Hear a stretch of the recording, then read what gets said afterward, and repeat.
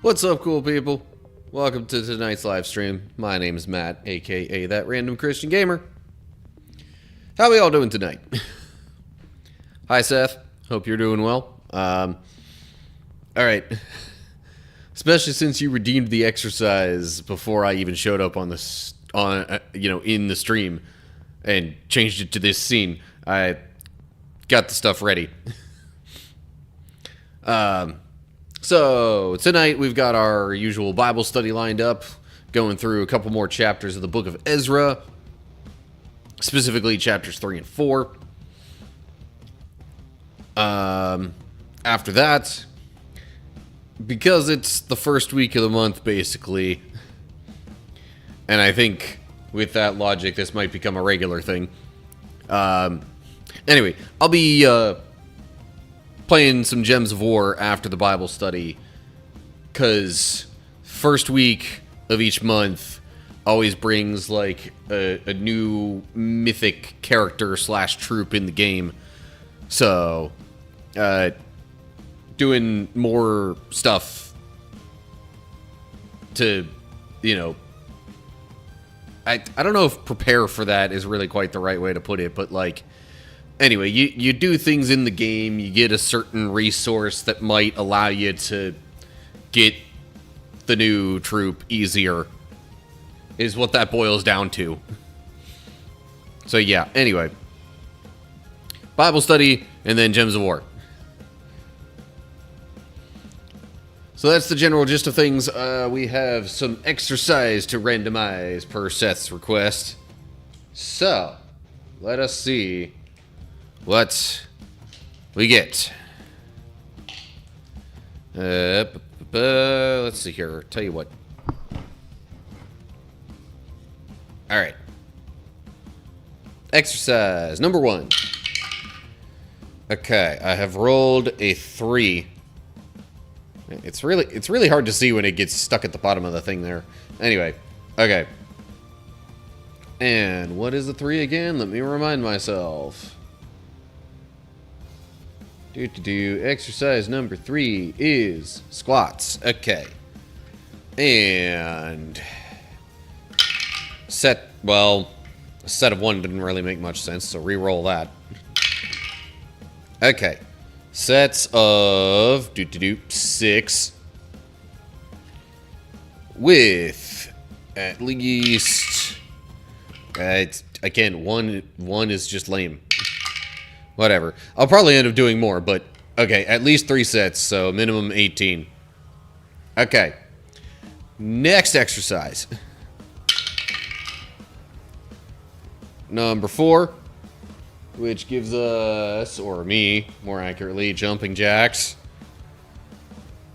Alrighty. Sets of 6 once again, and at least 6 sets, so minimum 36.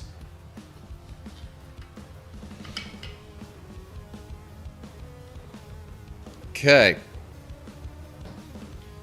For now, that is all the rolling of dice and figuring out exercise stuff that there is to do. I will go ahead and pin that. And just go ahead and run the early Twitch ad break, because they're going to run soon even if I don't do it. And then we'll move on to the Bible study.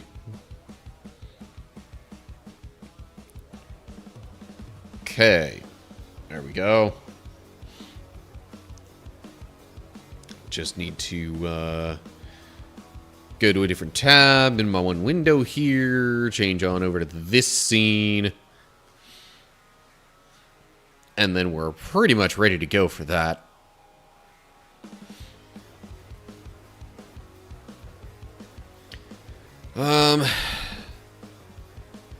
So Twitch recaps are out. I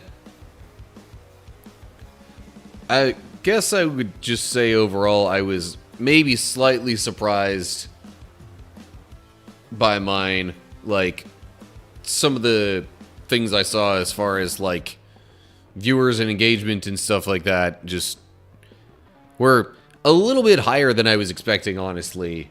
Than I expected to see. Not higher than I, want to have or aim for, but anyway, good things there, I guess. I'm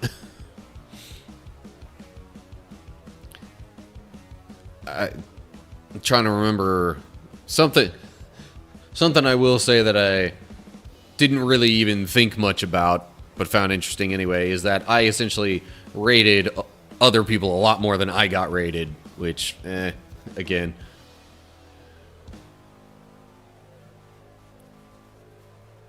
Anyway. Alright. I think we are pretty much good to go for the Bible study. Let me get a sip of water real quick, though, before we get rolling. Oh. Other just totally random note that doesn't have anything to do with the stream, really, but, like, it's kind of cold around this area up in, the northeastern U.S., where I am. The heat in the apartment is supposed to kind of be temperature controlled, but I've got an extra heater going on in a different room anyway.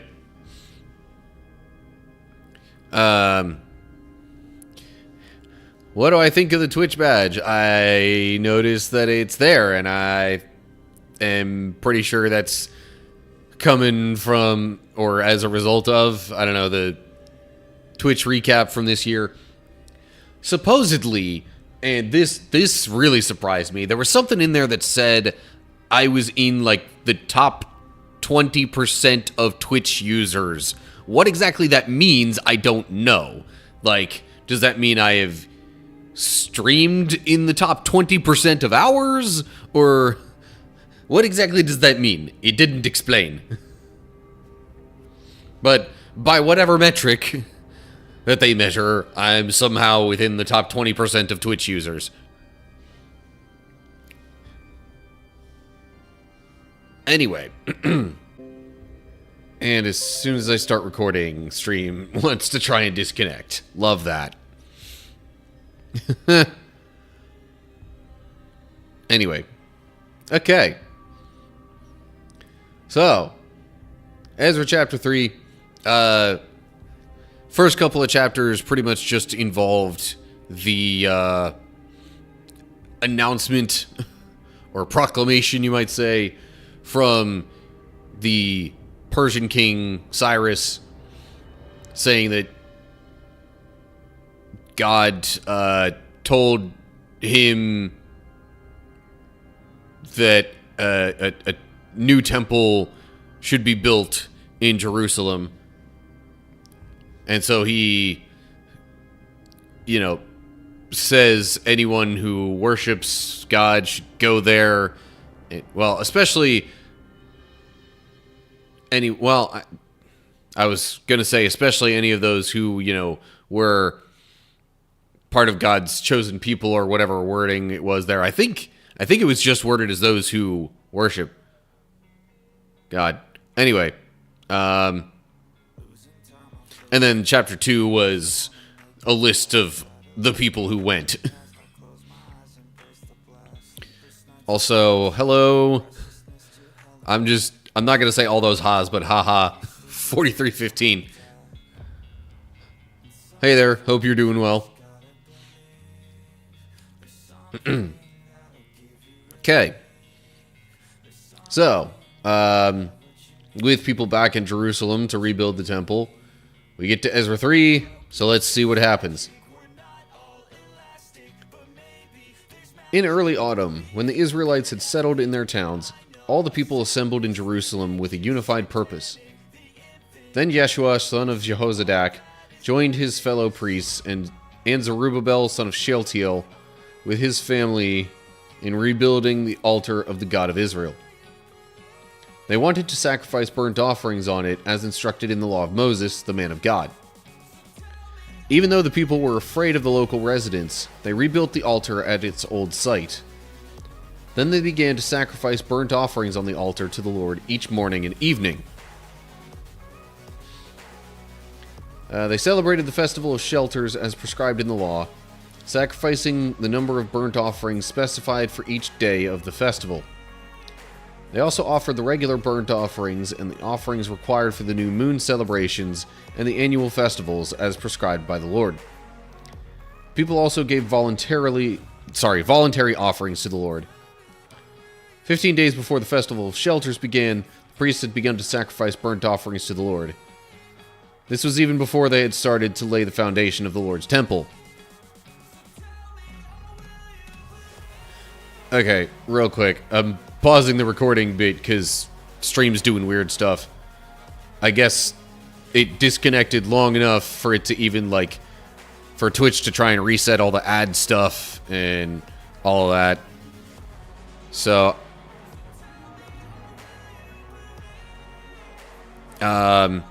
meanwhile, I will look up that passage while I go ahead and, I guess, rerun Twitch ads. Or it's not really giving me the option. Huh. Weird.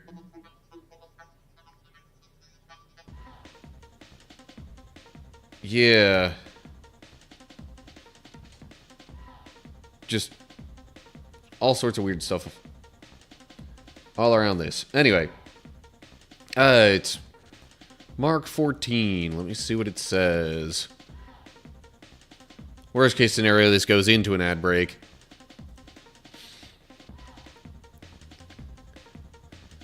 (51 to 52).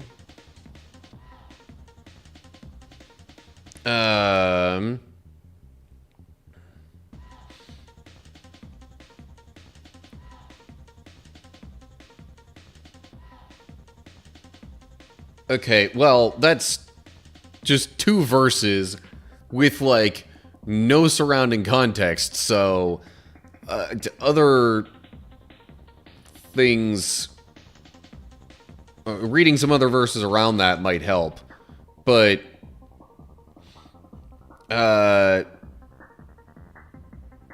let's see here. So this is in the midst of Jesus being betrayed. Let me go back to this here so y'all can see what I'm seeing too. So this is Mark 14, as it says up here, just so we're all on the same page. So Mark 14, 51 to 52. But yeah, so 51 and 52 just talks about a young man following behind Jesus, I assume, or whoever's there with him. He's following behind, clothed only in a long linen shirt. It mentions a mob trying to grab him and him slipping out of the shirt and running away. Now, in the midst of this, this is in the midst of a broader situation wherein Jesus is being betrayed by Judas and arrested by, I guess, either Jewish or Roman officials. Arrived with a crowd of men armed with, they had been sent by the leading priests. Okay. So then the others grabbed Jesus and arrested him. There's resistance from Jesus' disciples. Jesus asked them, "Am I some dangerous revolutionary? Why didn't you arrest me in the temple? I was there among you teaching every day."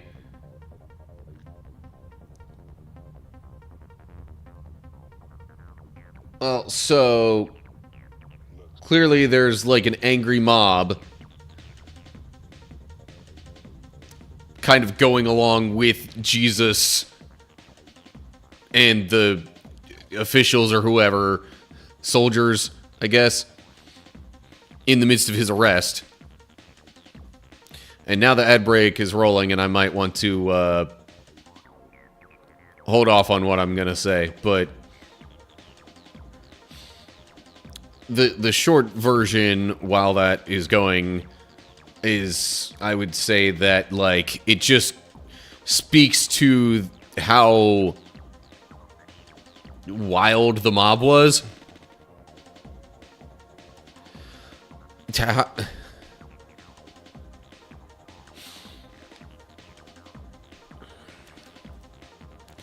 Yeah.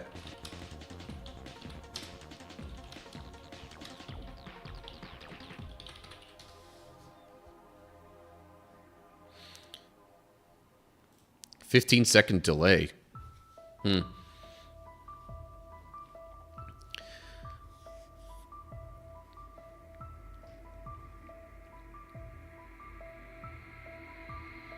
Yeah.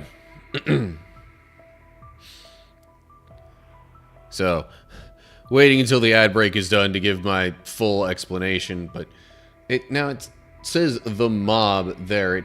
Does it really mention a mob? A crowd of men. Okay. Yeah. Crowd, mob, similar enough.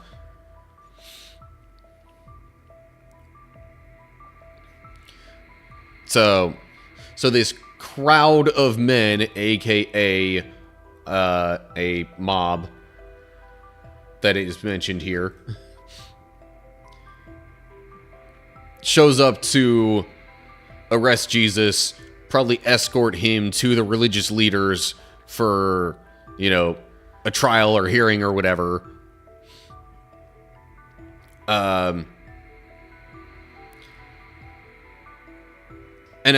so I think these two verses being in the midst of that just, like, shows you how, one might use the word ravenous, but just like how wild that this mob was that was escorting Jesus.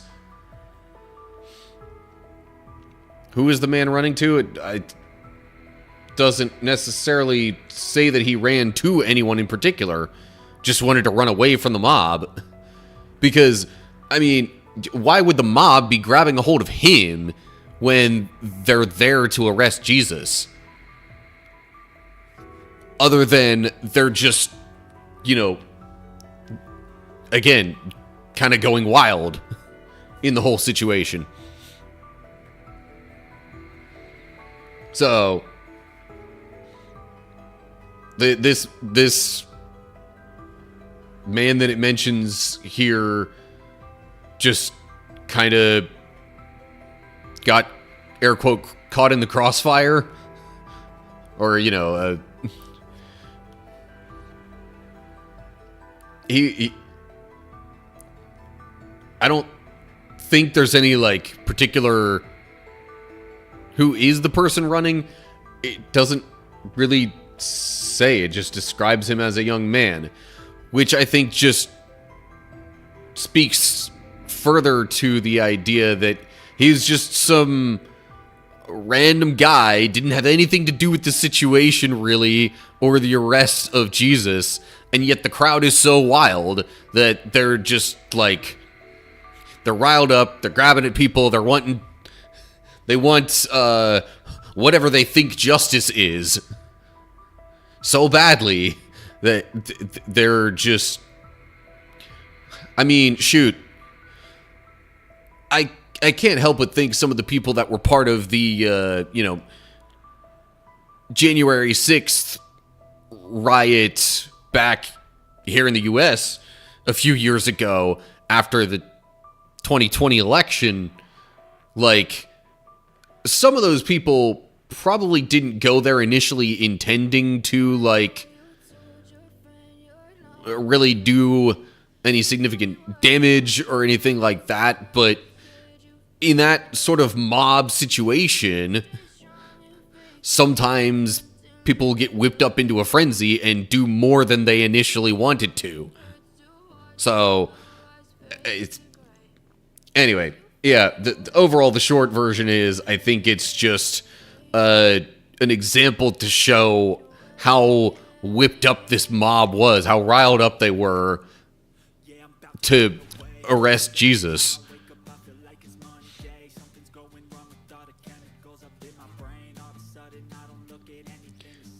Anyway, that's... I feel like I'd be talking in circles if I say too much more about that. I am okay with continuing discussion. I would like to continue with what I had planned in lieu of anything else.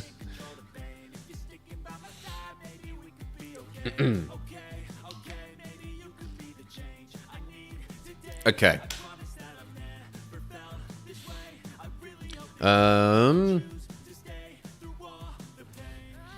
So, if we're all good, I will resume my recording in the background as well.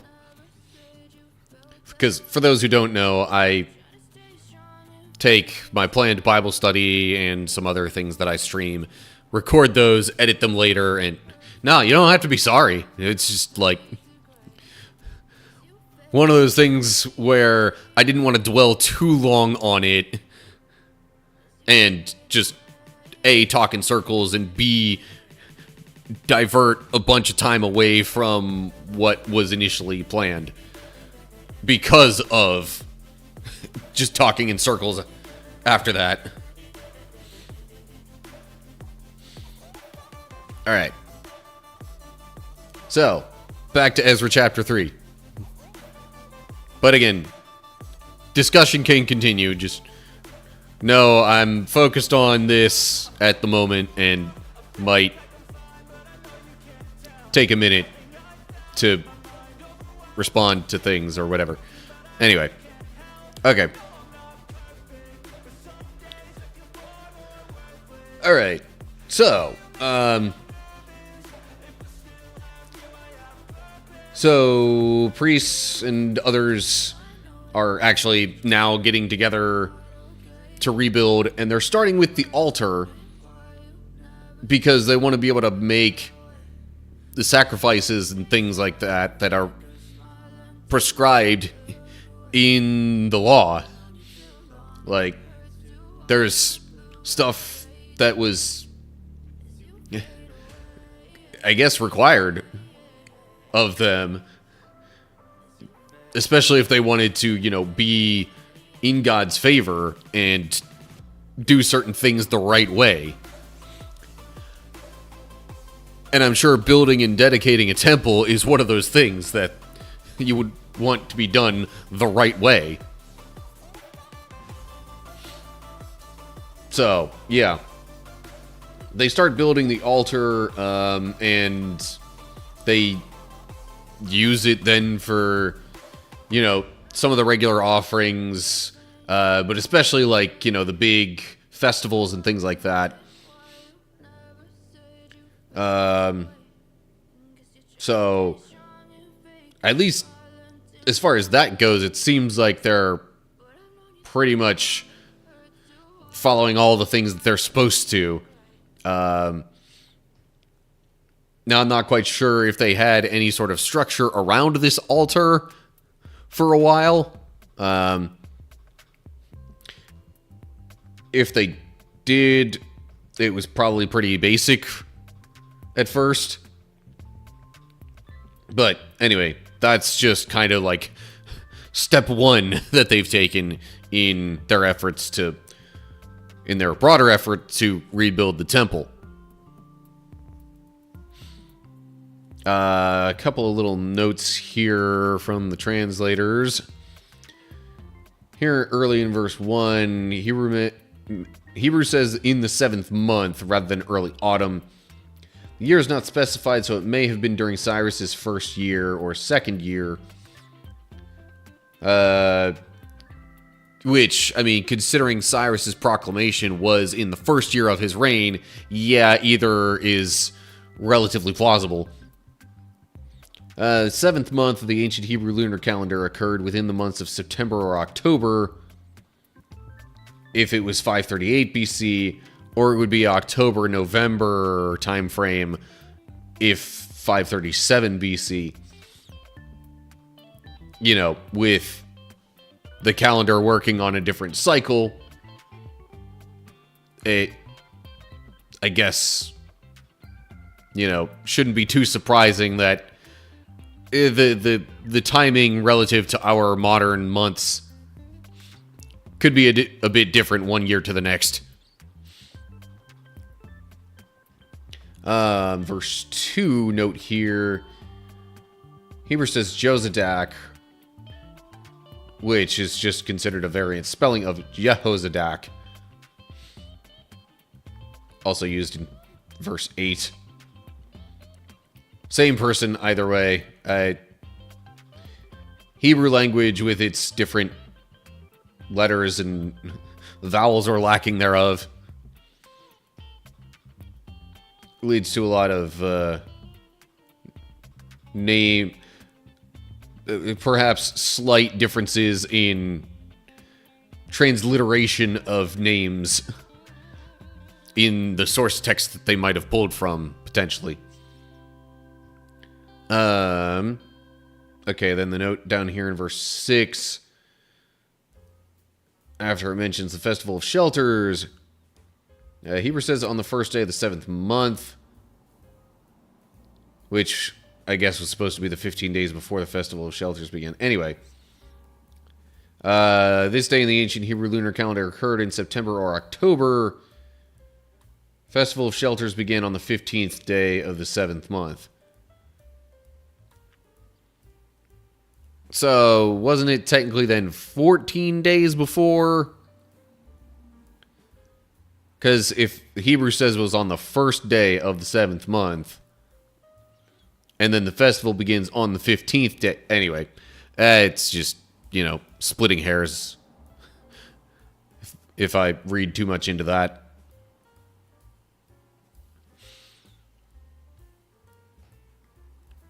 Live stream is having more issues. Gotta love it. Okay, well, I think it's best overall if perhaps I just kind of keep pushing through. Okay. Didn't really have any other thoughts on that section. So, verse 7.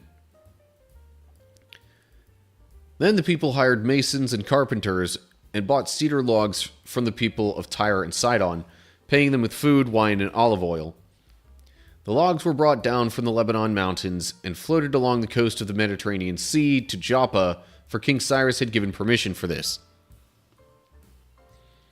The construction of the temple of God began in mid-spring, during the second year after they arrived in Jerusalem. The workforce was made up of everyone who had returned from exile, including Zerubbabel, son of Shealtiel, Jeshua, son of Jehozadak, and his fellow priests, and all the Levites. The Levites who were 20 years old or older were put in charge of rebuilding the Lord's temple. The workers at the temple of God were supervised by Jeshua with his sons and relatives, and Kadmiel and his sons, all descendants of Hodaviah. They were helped in this task by the Levites of the family of Henadad. I guess I'll pause there for a bit. So, they're getting some help at least with all of this. Just for the building work, I guess. Or maybe even shaping the materials that would be used for building the temple. And then floated along the coast. So the logs, it says they floated along the coast there. Okay, Hebrew just says the sea, not the Mediterranean Sea, but that's the big sea in the area. That I'm guessing they, put them on a raft or some other kind of ship and, floated them that way. Construction began in mid-spring. Hebrew says in the second month. In the Hebrew lunar calendar, this occurred within the months of April and May. Especially April and May of 536 BC. Maybe the year was specified in the, source text for that.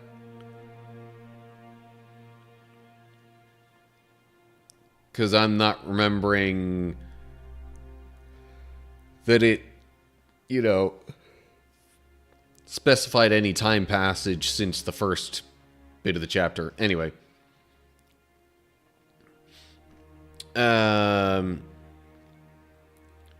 So the workforce was made up of the returned exiles, obviously.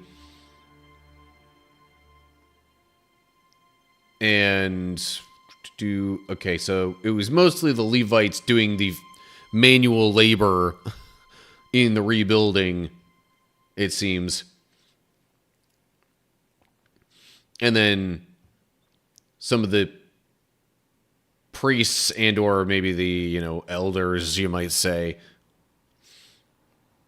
kind of oversaw everything, supervised it, and made sure that it was going according to plan. Because especially the priests would have been the most likely to know what the plan even was and, how the temple was supposed to look. Note there when it mentions sons or descendants of Hodaviah, Hebrew says sons of Judah. Benny might also be read here as the proper name Binui. Yehuda is probably another name for Hodaviah. Compare chapter 2 verse 40, Nehemiah 7:43, and it specifically cites 1st Ezra's 5:58, which is not a book you find in the typical Bible.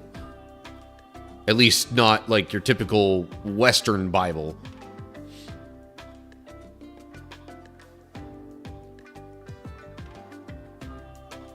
Just interesting to me that they would cite that. So, anyway. Okay. So, construction is going. They've got some help with some of it anyway. And then we get to verse 10. When the builders completed the foundation of the Lord's temple, the priests put on their robes and took their places to blow their trumpets. And the Levites, descendants of Asaph, clashed their cymbals to praise the Lord, just as King David had prescribed. With praise and thanks, they sang this song to the Lord. He is so good. His faithful love for Israel endures forever. Then all the people gave a great shout, praising the Lord because the foundation of the Lord's temple had been laid. But many of the older priests, Levites, and other leaders who had seen the first temple wept aloud when they saw the new temple's foundation. The others, however, were shouting for joy. The joyful shouting and weeping mingled together in a loud noise that could be heard far in the distance. Okay.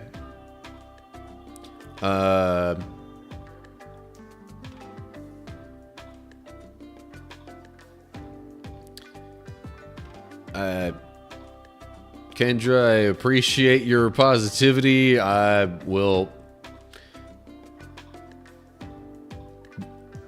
I don't know. The fact that you lead off with asking for a Discord follow, though, is a little suspicious. Or Discord connection, friend thing. Anyway, words. So. Yeah, maybe. Or just somebody throwing out their quote-unquote sales pitch. Anywho, so the foundation is complete, but that's all it actually says is complete thus far for the temple. Which, granted, is still a good thing. Gotta have a foundation before you build up from there. Otherwise, who knows what'll happen to the rest of the building. And then, now it mentions, crying from some of the older priests and Levites, I guess because either they were remembering the glory of the first temple and or the foundation here looked like it just wasn't the same as what they knew. But the others are like, yes, this is good. We have a foundation. We're making progress on getting another temple to our God. So, it says, again, it says of the older priests and Levites in them that they wept aloud. It doesn't exactly explain why, so we have to sort of speculate on that a little bit.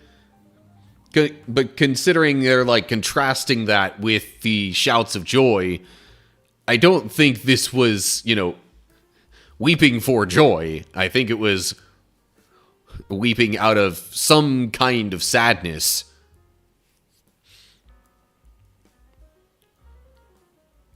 And it probably had something to do with it either reminding them of or not seeming even remotely comparable to the first temple.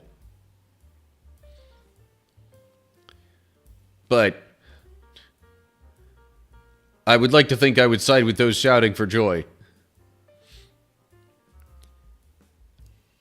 Yeah.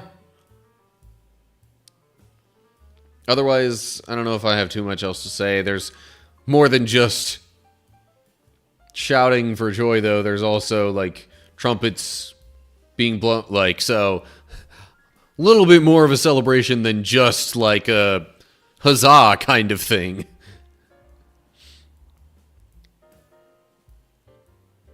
Okay, now that's pretty much all that I have to say.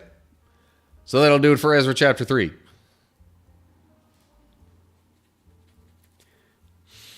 And now ads are playing once again because... ads are playing again on Twitch anyway, because of stream disconnecting and stuff. Speaking of which, let me take a real quick peek at what... YouTube still seems to be going alright. It just, probably skips a little here and there. Yeah, I gotta say it's a little odd to have multiple disconnects like this when it's been pretty reliable. So just because OBS disconnects from the live stream, that doesn't mean it stops recording. Recording seems to not be a function that requires internet. The live streaming obviously is, because you're streaming it to the internet. But yeah, I've done completely offline recordings in OBS, and it was fine.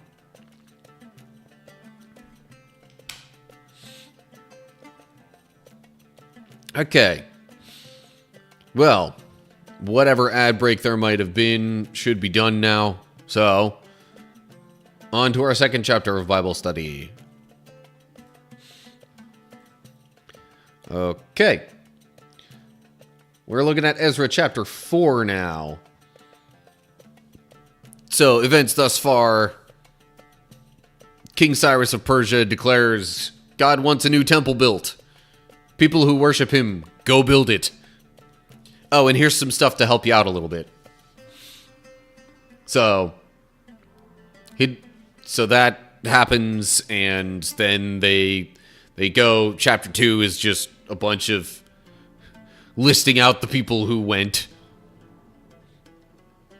And the last chapter, the rebuild began. They started with the altar because they wanted to make the offerings to God and, do things the right way in that regard. Because remember, when the first temple was built, they still had the earlier altar from, the tabernacle and all that to make the offerings on while the first temple was being built. But in this case, it's like, we don't have an altar unless we build a new one. So let's do that first. Make sure that, we're following all of that kind of stuff before we start making a building that isn't necessarily that might not necessarily have God's blessing in that way. So they built the altar first and then laid the foundation. A bunch of the people were like, hooray, we're making progress on building a new temple for our God. Some of the older folks who remembered the first temple, though, were crying because either it reminded them of the first temple or, well, it doesn't really specify why, but they were not as happy about it for some reason or another. But there were other things, like trumpets being blown and things like that to celebrate the foundation being laid. But that, I suppose, brings us to where we are here in Ezra chapter 4. So here we go. The enemies of Judah and Benjamin heard that the exiles were rebuilding a temple to the Lord, the God of Israel. So they approached Zerubbabel and the other leaders and said, "Let us build with you, for we worship your God just as you do. We have sacrificed to him ever since King Esarhaddon of Assyria brought us here." But Zerubbabel, Jeshua, and the other leaders of Israel replied, "You may have no part in this work. We alone will build the temple for the Lord, the God of Israel, just as King Cyrus of Persia commanded us." Then the local residents tried to discourage and frighten the people of Judah to keep them from their work. They bribed agents to work against them and to frustrate their plans. This went on during the entire reign of King Cyrus of Persia and lasted until King Darius of Persia took the throne.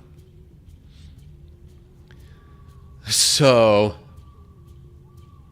building continues, but some people, those who were at odds with Judah and Benjamin before, don't really like that this is happening. They, dishonestly try to come in and say, "Hey, let us help you," with actual, malicious intent behind that. But the leaders of the rebuild, and really of God's people in general at this point, are like, nope, this is for us to do. King Cyrus, who told us to do this, even said that we should be the ones to do it. So we're going to do it ourselves. So since they didn't get to do their sabotage that way, they decide to bribe people and, use other such means of coercion, I suppose, to complicate the building efforts that way. And then at the end of verse 5, there's a note after saying it went on during the entire reign of Cyrus and lasted until King Darius. It says Darius reigned from 521 to 486 BC. So somewhere in that time frame is when it ended. But if I recall correctly from last chapter, okay, so it's saying that started probably in like 530 something. 536, I guess, is when the construction began. So that was at minimum like 15 years. Sorry. So yeah, all this trickery and bribing and stuff went on like at least 15 years.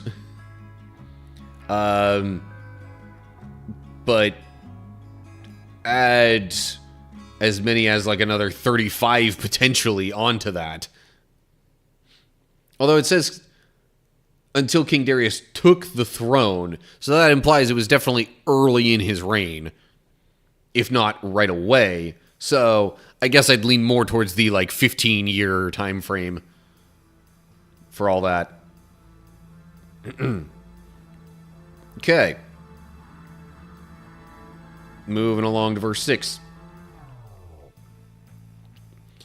Years later, when Xerxes began his reign, the enemies of Judah wrote a letter of accusation against the people of Judah and Jerusalem. Even later, during the reign of King Artaxerxes of Persia, the enemies of Judah, led by Bishlam. Anyway, enemies of Judah, led by Bishlam, Mithridath, and Tabeel, sent a letter to Artaxerxes in the Aramaic language, and it was translated for the king. Rehum the governor and Shimshai the court secretary wrote the letter, telling King Artaxerxes about the situation in Jerusalem. They greeted the king for all their colleagues, judges, and local leaders, people of Tarpel, the Persians, Babylonians, and the people of Erech and Susa, that is Elam.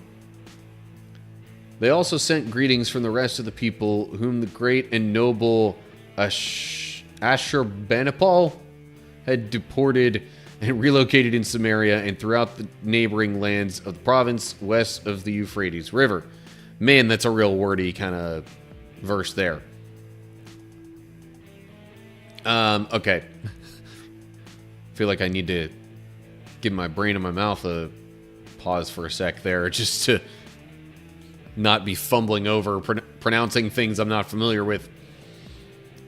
So, more people are opposing the temple rebuild, is the short version of it. And in this case, they're sending letters to the Persian kings stating their displeasure. Another thing just kind of quickly that stood out to me, it mentions Elam here, or Elam, however it's pronounced. That was one of the groups, actually kind of two, of the groups of people that it mentioned returning from exile when the, people of God were sent for the temple rebuild. So, why would people of Susa be opposing it unless that was like other people living in that same area? Could be the case. Because, it's not necessarily the case that God's people went back to completely empty towns. There might have been other people that were placed there or just settled there through other circumstances.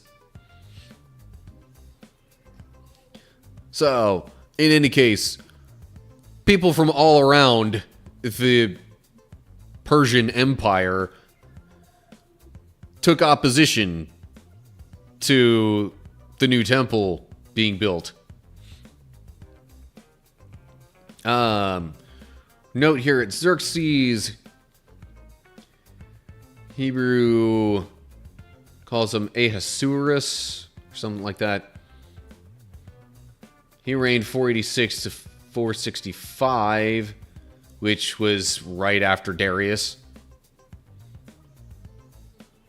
Artaxerxes reigned from 465 to 424, so he was right after Xerxes. So,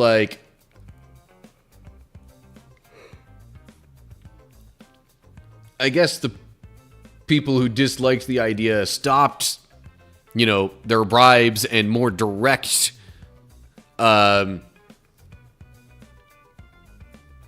influence, their direct interference, I guess is more the word I was looking for, with the project. And they started taking the sort of, I'll say, political route of sending their leaders a letter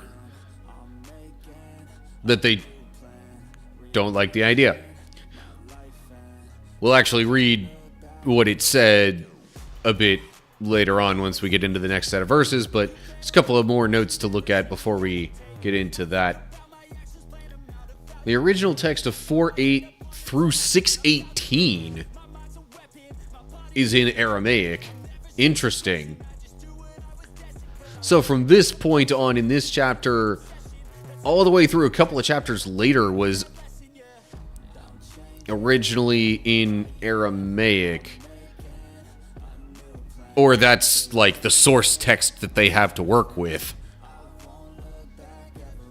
Which explains why, to me, this has a little bit of a different tone to it.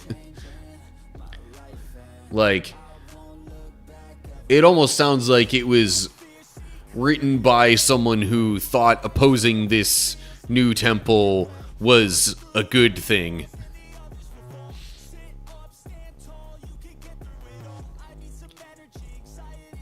Like, greeted the king for all their colleagues.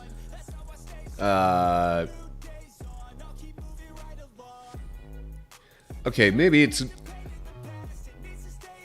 Oh yeah, great and noble. Like, that wording in particular is what had me thinking what I just said about it being written by someone in favor of opposing the temple rebuild. As opposed to, I doubt anyone writing in Hebrew would have been of that mindset. Or, I doubt many people that would have been Jewish and spoke Hebrew would be of that mindset. Anyway, speaking of the great and noble Ashurbanipal, Aramaic says Osnapar? That's I mean, there's some similar letters, but I do almost wonder if that name difference is almost like a language difference too.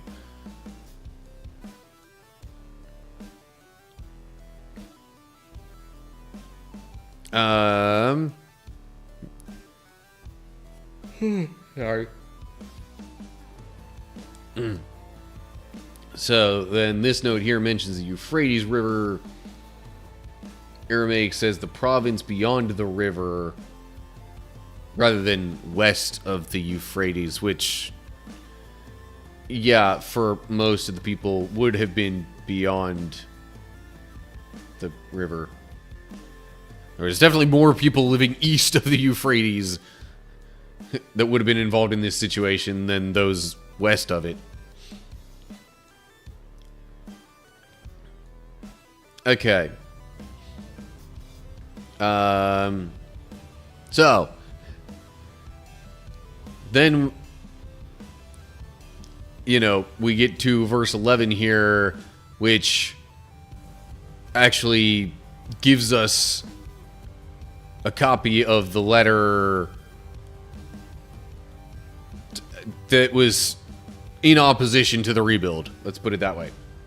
So, verse 11.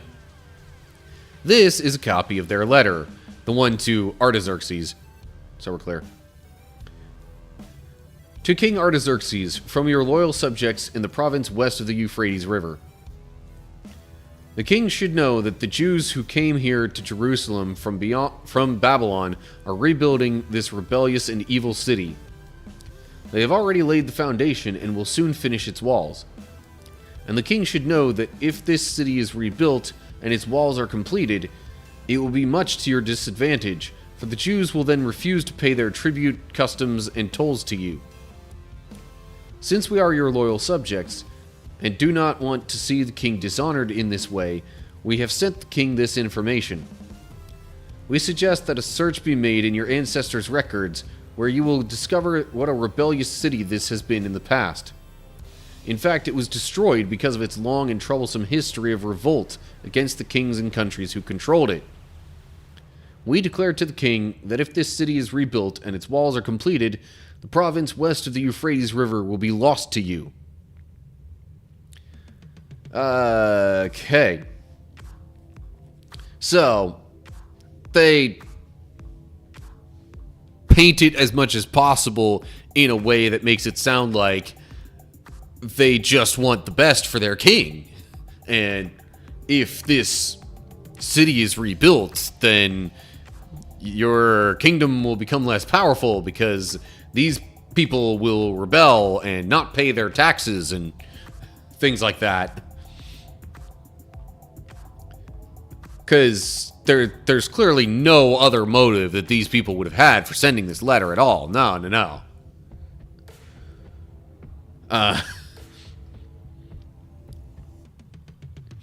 So, it also mentions the walls. I mean, it sounds in context like they're talking about the walls of the city. But all we read about before was the foundation of the temple. It might be possible that the city itself was also being rebuilt at the same time. Note for those who aren't aware, in the source texts, Ezra and Nehemiah come from like the same scroll, essentially. They were really one connected writing originally.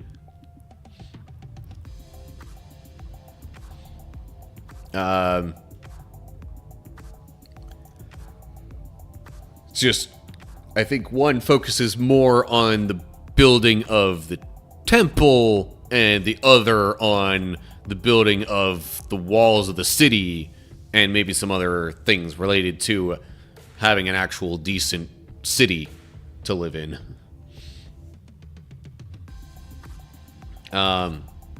Anyway, off of that tangent.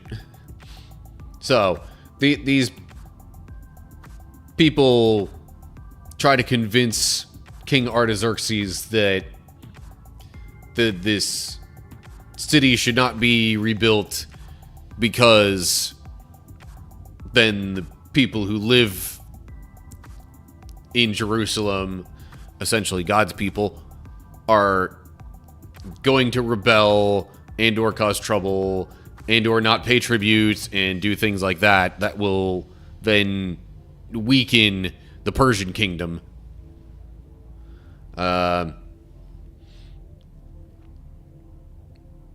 Note here, rather than since we are your loyal subjects, Aramaic reads, since we eat the salt of the palace. I mean, the palace, like, I could see that essentially meaning the same thing. Like, almost being more a metaphorical way of saying that they are either loyal subjects or at least in some way close to the king.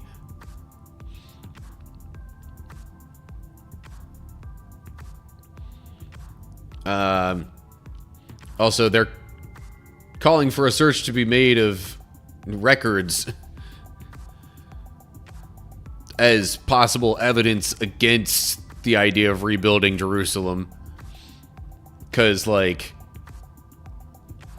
if there really was that much trouble caused before, there should be some sort of record of it. Somebody must have wrote about it, right? So, that was the letter sent to King Artaxerxes. And then we get to verse 17. Then King Artaxerxes sent this reply. To Rehum the governor, Shimshai, the court secretary, and their colleagues living in Samaria and throughout the province west of the Euphrates River. Greetings. The letter you sent has been translated and read to me. I ordered a search of the records and have found that Jerusalem has indeed been a hotbed of insurrection against many kings. In fact, rebellion and revolt are normal there. Powerful kings have ruled over Jerusalem and the entire province west of the Euphrates River, receiving tribute, customs, and tolls. Therefore, issue orders to have these men stop their work. That city must not be rebuilt except at my express command. Be diligent and don't neglect this matter, for we must not permit the situation to harm the king's interests. When this letter from King Artaxerxes was read to Rehum, Shimshai, and their colleagues, they hurried to Jerusalem. Then, with a show of strength, they forced the Jews to stop building. So the work on the Temple of God in Jerusalem had stopped, and it remained at a standstill until the second year of the reign of King Darius of Persia. And now, hang on. Second year of Darius' reign was 520 BC. The narrative started in 4:1 through 5, is resumed at verse 24.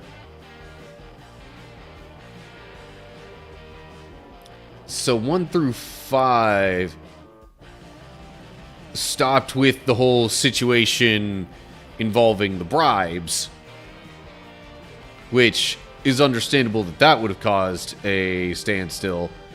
But, like, I guess this part, at least, of Ezra is being written more thematically than chronologically. Because Artaxerxes reigned after King Darius. I mean, shoot. Xerxes was directly after Darius, and then came Artaxerxes. So, like, the building, I guess, was initially halted because of people paying bribes to, have the efforts sabotaged. And then it, resumed, I guess. The rebuilding, resumed under King Darius. But then I guess even later on, it so happens that other people write these letters opposed to... So this chapter is a little bit out of chronological order.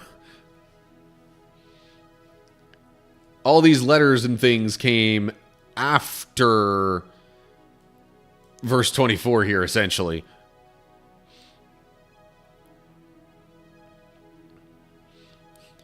So, again, chronologically, people don't like the rebuild.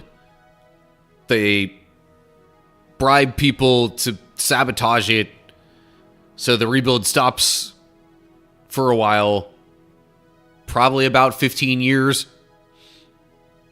But then it resumes under King Darius. But then after King Darius, people start writing letters to the Persian kings saying, hey, we don't think this is going to be good for the kingdom. And so then at least Artaxerxes commands that the building be stopped. And then, of course, some of the people who were opposed to it in the first place are more than happy to go and enforce that. Anyway, just making sure I'm not missing any notes here. Nope. So, yeah. that's the general gist of things. And I think I might just kind of leave it at that for Ezra chapter 4.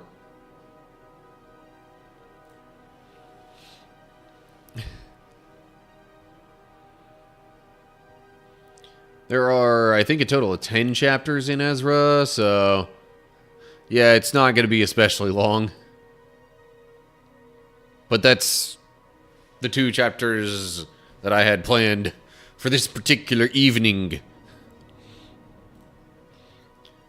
And you see, now with the weird timing of the ad breaks and such, it seems a little odd to start one now.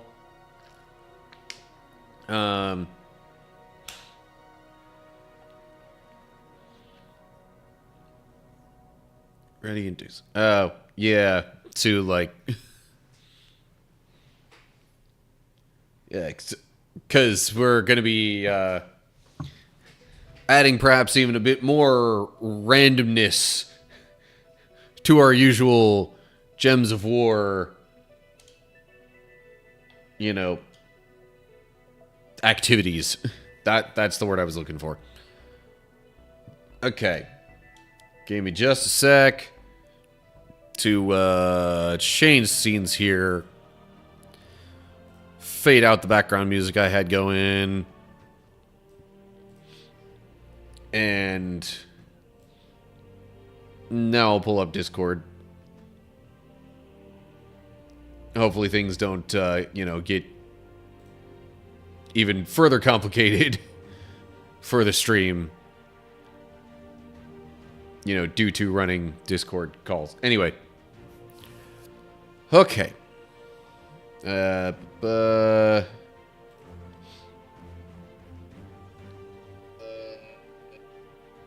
geez. I could actually, like, hear the delay in my stream coming from your end of the Discord call there, Seth. Yep. How bad is it? Well, I don't hear it now, but I did it first. Well, I don't hear it now. Oh, but now I do again. Okay. I have your stream muted, but it's not at a delay. That's actually normal. Yeah, I'm just... Normal 6 seconds, so...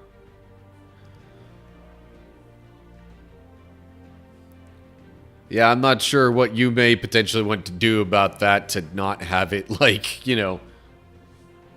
I muted stream. That's what I do. Ah. But then your view doesn't count for the stream. You know what? No, you don't understand me, do you? There's 2 ways to mute the stream. Oh, true. You muted the tab, not the... No, I didn't mute the tab either. There's 3 ways. Or just muted your own computer's audio? Correct. Okay. That way you don't hear this. Let me help you. Let me put another stream on the background on, and then turn on things. Nah, we're good. I can have another stream in the background as well. You don't know. But not right now. But I will later. Yeah. I'll have 2 run at the same time. So. Okay. So, I'll be honest. I forget what all exactly we had in mind to potentially do. We need to do that again. We did our list. Fit it out. Oh yeah, also, I need to real quick scroll way back up in the chat for in the Twitch chat and like repin the exercise message. Yeah, you do. It is time for that already. Well, in amongst the you know, random stream crashes, it kind of got unpinned. By the way, go ahead and unpin that because you're going to be doing one of them now. Okay, I mean, I wasn't sure. You were like, you know, basically suggesting I get ready for Discord call, which I thought kind of implied maybe not straight into exercise. So we're keeping our normal. I made you Discord because we're about to switch stuff over. All right. As I said, ready and just for whenever you are, which means whenever you do your other things like exercise and all that, then hop in and be ready. I'll be ready when you're ready. Okay. I do your other things and then be ready. Yeah, I guess it is. You're not relying on me. You're not waiting on me being ready or something like that. That way.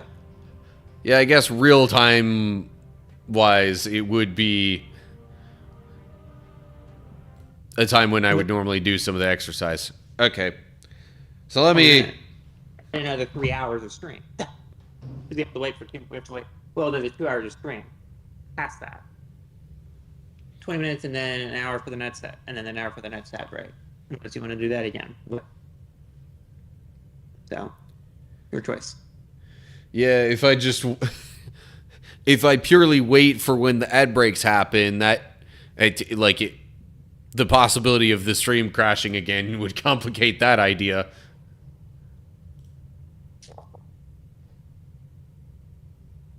Yeah.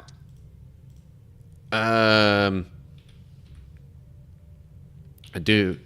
5 minutes till the next scheduled ad break rolls, so. All right. Did want to make sure I changed the stream topic on Twitch, though. Yes.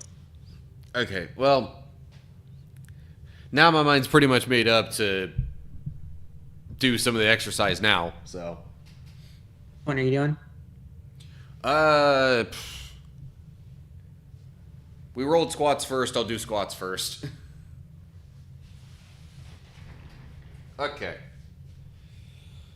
Here we go.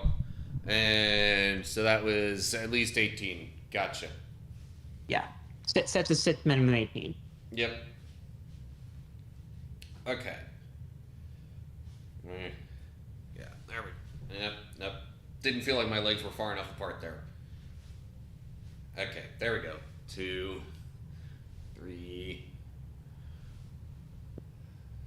5.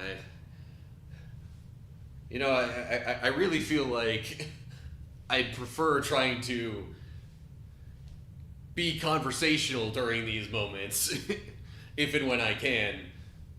But at the same time, then I have to, count my squats on my fingers as I'm going.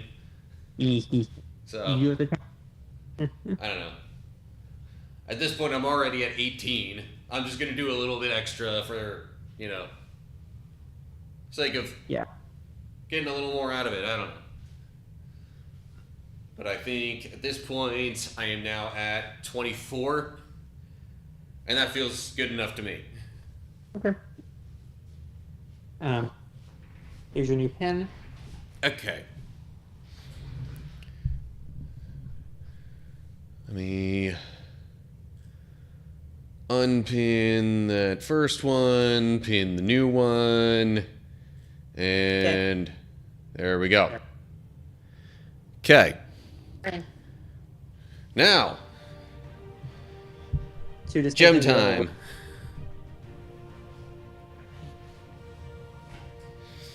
Now we decide what our list is going to be.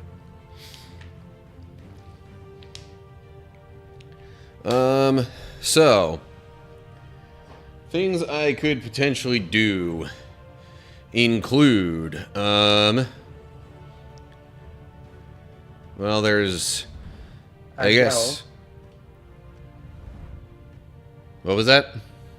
Dell, for one. Yeah. And so here's how I'm going to name how they will be for randomness wise. So Dell, one Dell, it's always one, no matter how many. No matter the. So every time we roll one, it's a delve. It's only one delve. Randomize which delve it is, and then so on and so forth. Yeah. If it's one delve, not a number of delves. That's.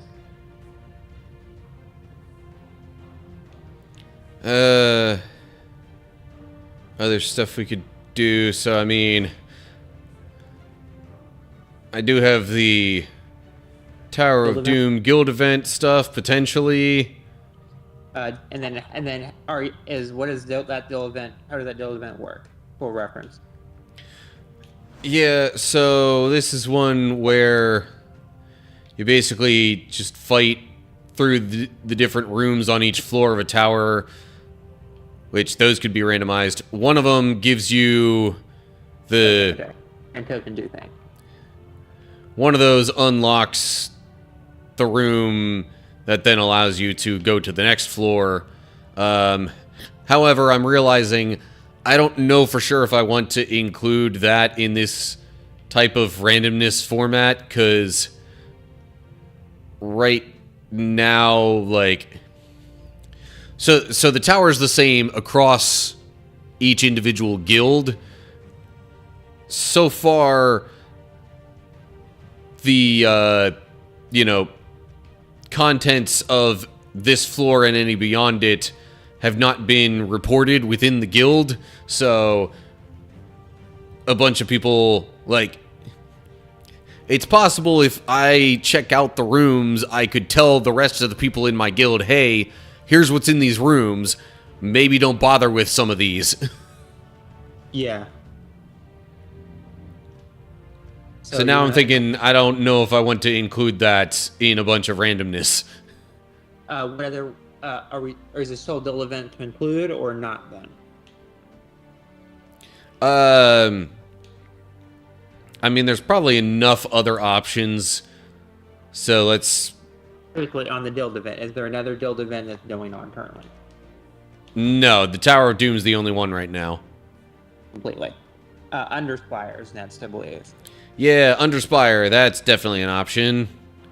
Torches do you use? That's gonna be the next. That's gonna be random part 2 of that, and then of course the pathing and everything else. It's how many do we use for that moment of doing it? Yeah, so it'll not only be, hey, we're doing Underspire, but also like, here's how many Underspire battles. And yeah, how many fires torches are we going to use? Yeah. We could do the dungeon, which would be just like randomizing which doors we open and stuff. We know we do delve for dungeon normally. That's treasure map is another one. Yes, treasure. Yep. And how many of those we use? Give a ton of those. I know that. Yeah, those can last a little while. I mean, granted, if I make my moves quick, it shouldn't be terribly long. So I guess doing multiple in a row wouldn't hurt. Okay, so treasure map and what?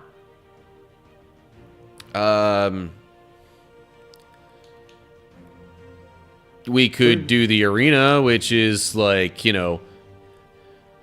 pick one out of a random 3 for each spot in your team, and oh yeah, that okay, arena, and that arena is based on a chain, right? On a what? You pick your 3, then you go through a series of things before you end. Yeah, so like you get your team of 4, and then you just go through however many battles you can, or win 6 and the arena's clear. Ah, okay. So that will be just arena 1 as that option then. Yeah, probably. We may roll it multiple times in a row though, but yeah. What now? What else? So we've got how many options filled at this point? 4, I think. Yeah, correct. Is there any standard battles on the list as well, or are you done with all those? I mean, technically, I could like pick a location in the PvP area and like maybe try and build up to this whole region bonus thing down here at the bottom. Okay. What else? Although not every region has one of those at the moment, so that might also be a roll to see how many battles there are that we do there. Yeah. What else? More. So Okay. Now I'm thinking we might have to include the guild event, but maybe the way that we include it is not necessarily randomizing anything with the rooms, but just like, you know, rolling for how many floors that I do. It wouldn't be floors, it would be battles, typically. Because it's token spending. Guild event is based on how many tokens you spend, rather than... Yeah, I suppose that's... I mean, I guess we could still randomize the number of battles. I'll just want to, as we go along, maybe take some notes on what I find in each room. We can still randomly do the room selection, but you just have to note down what you get from them. No, take a note on everything. And I would want to make sure that I do every room on each floor. Okay, we can... what room is last, then? What rooms are always last? This room right here with the 6 stars on it is always the one that will move to the next floor. Okay, that one we do last, then. Okay. No matter what. Yeah. Okay, that worked. It's a set of sets. Okay, there's the list.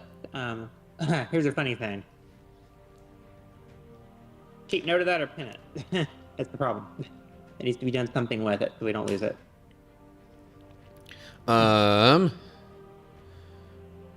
I can just make a note on my phone or something. Okay, that works. And the numbers with it, of course.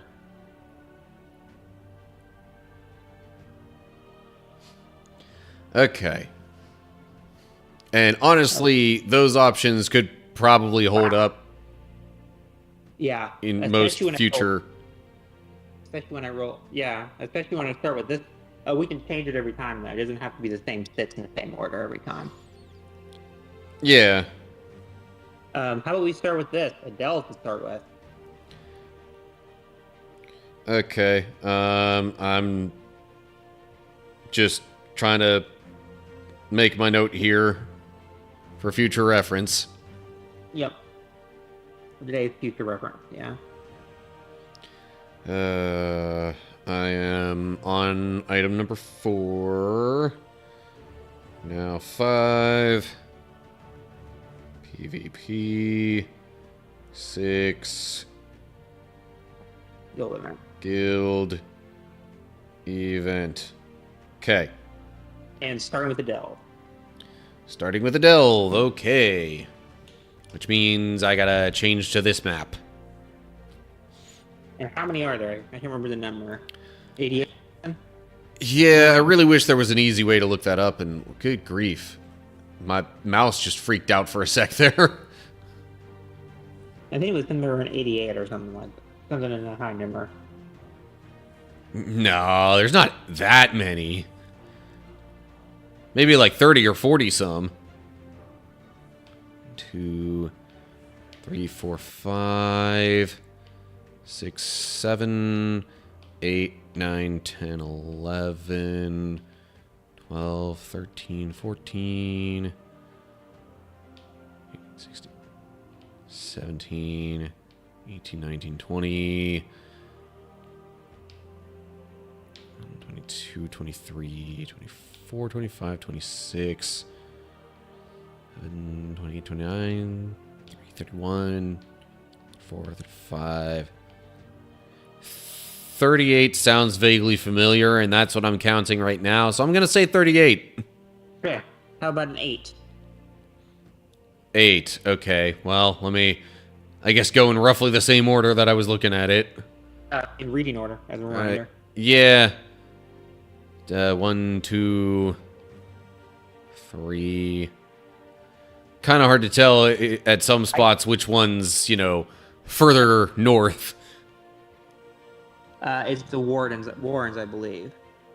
1, 2, 3, 4. I believe it's 5, the Warrens. 6, 7. Yeah, that is almost definitely the Warrens. Okay. Delve. Yep, yeah. So I'm happy. Okay. And deep delve, no, of course, on that.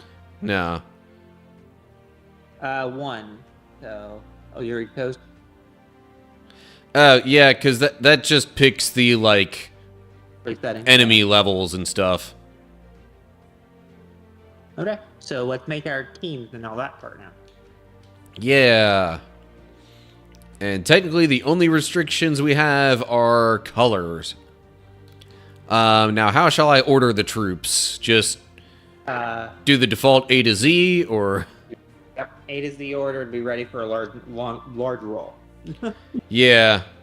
So, it's 4 per row times 1, 2, 3, 4, 5, 6, 7, 8, 9, 10, 11, 12, 13, 14, 15, 16, 30. 1, 2, 3, 4, 5, 6, 7, 8, 9, 40. 1, 2, 3, 4, 5, 6, 7, 8, 9, 50. 1, 2, 3, 4, 5, 60. 70. 80. Real quick. No, I think that's all of them in general. Anyway. 320? 80. What? You say 80? 80 set? Oh, but there's more. I was just trying to see if there was a shorter way to determine that. Or a quicker way. I'm already at 100 rows, and we're not even through the H's. Oh, no. 5, 6, 7, 8, 9, 10, 11. So 120, 1, 2, 3, 4, 5, 6, 7, 8, 9, 130, 1, 2, 3, 40, 1, 2, 3, 4, 5, 6, 7, 8, 9, 50, 60, 70, 180, 190, 200 and still going. 5, 6, 7, 8, 9, 10, 11, 12, 13, 14, 15, 16, 17, 18, 19, 20, 22, 23, 24, 25, 26, 27, 28, 29, 30, 1, 2, 3, 34, 35, 36, 37, 38, 39. Okay, so... What do we hit? Basically... So 4 times 240 minus 1. Oh, that's actually nice. 959. Yeah, it sounds right to me. Let's hope we did a nice modeler.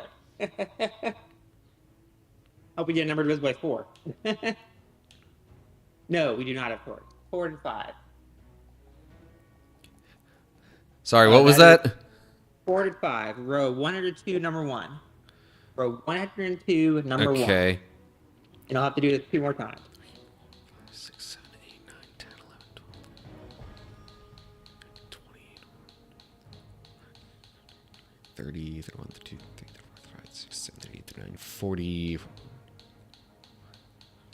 50, 60, 1, 2, 3, 4, 5, 6, 7, 8, 9, 70, 1, 2, 3, 4, 5, 6, 7, 8, 9, 80, 90, 1, 2, 3, 4, 5, 6, 7, 8, 9, 100. Row 102, number 1. Row 102. Number 1. Troop number 1. Okay. Looks like it's this one. Okay. Ready for the next one? Real quick, I might as well at least get all of the traits for it. That way it's at least slightly better. Now I can think over this one down.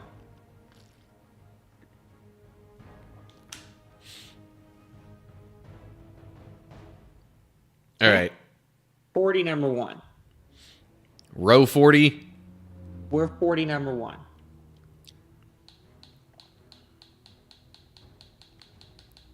20, 1, 2, 3, 4, 5, 6, 7, 8, 9, 30, 1, 2, 3, 4, 5, 6, 7, 8, 9. Row 40, number 1. Dark Priestess. Okay. And we need one more of those, I believe. And then we did our...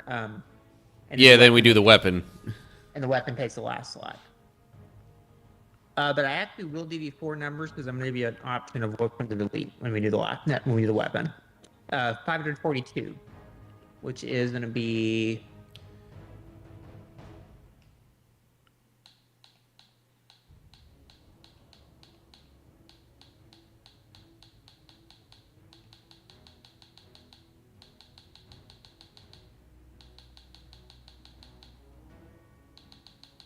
Row 136, number 2. Or what? All right. 130. Yeah, 136, number 2. 1, 2, 3, 4, 5, 6, 7, 8, 9, 10, 11, 12. Or 136, number 2. Okay, so this is row 130. 131, 2, 3, 4, 5, 6. Row 136, you said? Row 136, number 2. Number 2. Great. Another green purple. Not great synergy. Oh well. Okay, and finally,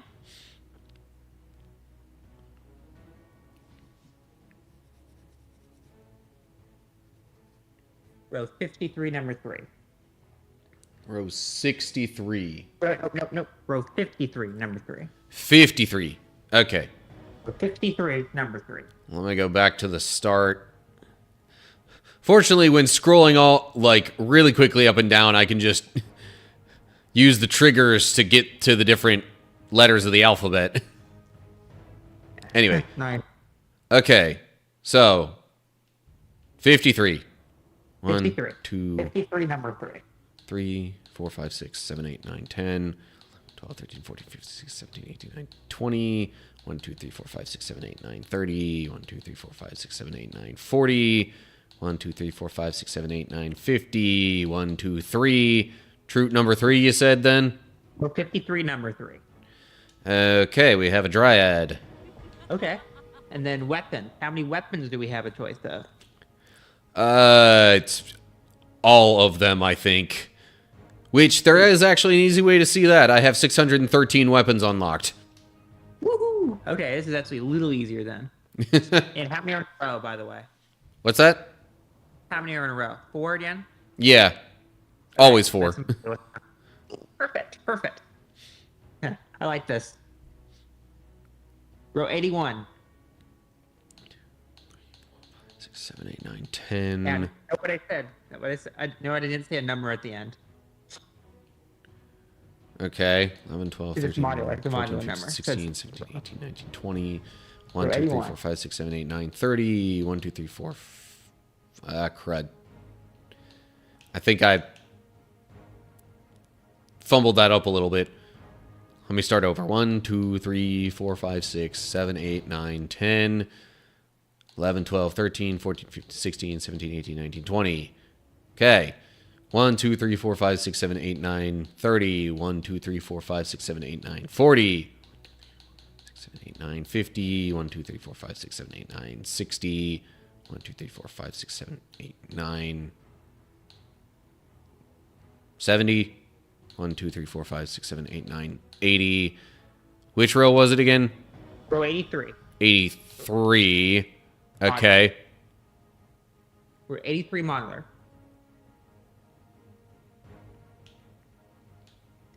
Row 83 modeler. Sorry, I'm not understanding the last part of that. I typed it as well, if you didn't. Modular. Okay. With the modular number. It evens out on a mod number. Modular number. So does that mean I do the first one or the last one? Last one. Okay.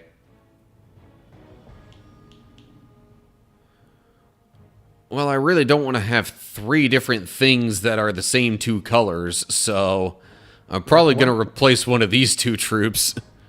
Which one? Good question. Or do I wait to see what randomness decides on that? I have no selection over this. I was giving you 4 options. Okay. I was giving you 4 troops so you can delete one of them to replace. Let's see here. This one damages my allies. This one could summon more. I'm gonna go. I think I'm gonna replace the Dark Priestess. Okay. Remember, the statement was made to, if you don't want to choose one, I'll help you do it. Okay. Okay. Now for banners, right? Yes. Which there are 85 of. And this is the row, which is easier. Yeah, it's all just straight up. 71. At Taurus, 71. 71? Start from the right end of 15. Start from the rightmost end and count 15.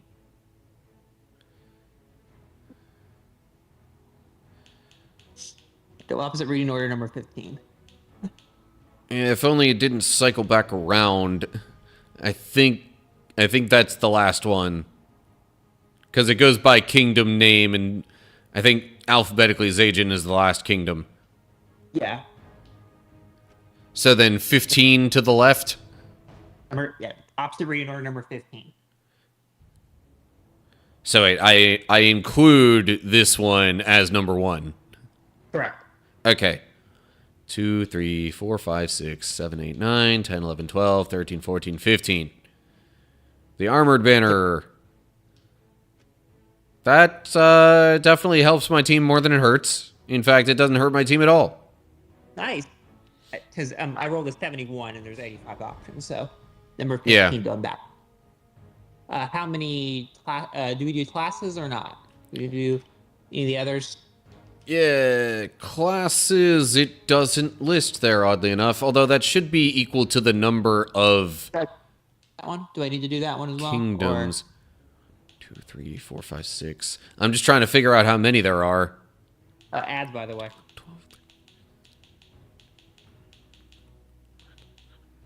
30, 1, 2, 3, 4, 5, 6, 7, 38. Okay. 38 makes sense. 20. Number 20, okay. 1, 2, 3, 4, 5, 6, 7, 8, 9, 10, 11, 12, 13, 14, 16, 17, 18, 19, 20. The Nightweaver class. Yeah, net. Which makes the weapon hero troop thing a mystic type from the Midnight Kingdom. Okay. Net. Next just gives you the bonuses, if any, that apply to your team. We could technically select a pet, but that really has no bearing on the battle. Okay, then we don't. Okay. Ads are over, so. Oh my gosh, why is my mouse wigging out? Anyway. Okay, before we get started, one more thing. Tell me your class colors. Tell me. What's that? Sorry, tell me the colors of your team currently. The colors in the team. Yes. So I mean, we've got red, yellow, green, purple, and blue. Ooh, okay, 5 out of 8, right? Yeah. Or is it out of 7? I think there's actually only 6 colors. Yeah. Oh, I thought there was gray and brown, right? So it's. I mean, it shows it right here. There's blue, green, red, yellow, purple, brown. Oh, that's nice, isn't it? Okay, it's 5 request. Okay, battle 1. Okay, ready for? Let's head in. So to battle 1 then. Yeah, there's no real option for direction on that. It's just. I know. But of course, before you get started, as a warning, there is a twist. Yep. And it'll have something to do with the colors, I'm guessing. Let's use the color indicated by your 5th color. If in reading order on your team, not on the color order. Okay. So the 5th color that my team uses, which essentially is blue, because that's yeah. Okay. You must use blue. For just the first move? That's a question. For the first move. I rolled a d6 in the background again. I forgot to roll that part. Yep. For the first move. Okay. If you can't start with blue, you must. Well, then blue. Okay. All square after that? And yes, and you're good from there. And of course, remember that that wiles, of course, do stall matches do count as do not infringe any rules given by a twist. Right. Okay.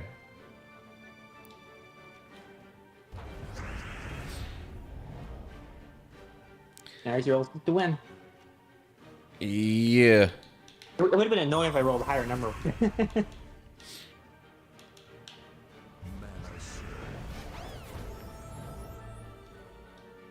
Okay. You just got hurt. I'm gonna go ahead and pick you for that effect. 60 damage. None of them are gonna be bosses. That does 65 damage. I have no dwarf allies. 63 scatter damage and burns a random enemy. So did we get it roll for a team? What? Did we get an okay roll for a team? I mean, at least it's not like entirely the same couple of colors. Yeah. That would be the absolute worst possible thing to have, because then it's like the lower troops in the order would like never be able to get mana. But it's not it's not horrible. At least it's not the best, and it's not the horrible. It's not horrible either. Yeah.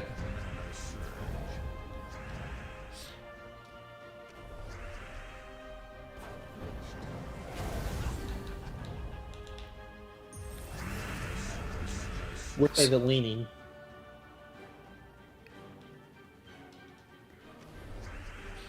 So tomorrow, I might as well mention this.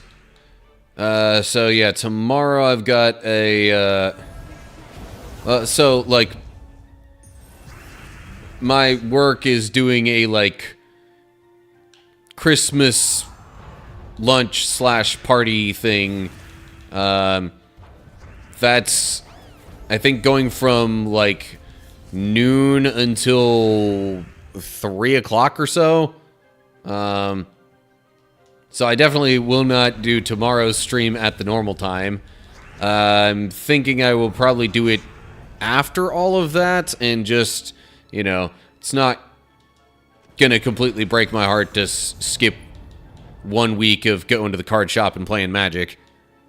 Well, it's 2 weeks, isn't it? Did you not do the last week? Did you go I actually did go last week, I think. Because that was... I had thought for a moment about not going because it was the day after Thanksgiving and I wasn't sure many people would be there. But then I changed my mind because I thought I might, you know, since they have like board games and stuff there too, I thought maybe I would have a chance at finding one of the gifts on my one sister's Christmas list. Did you find any of them? I did not, but I went to the card shop and there were people there, and so I still wound up playing some Magic anyway. Nice.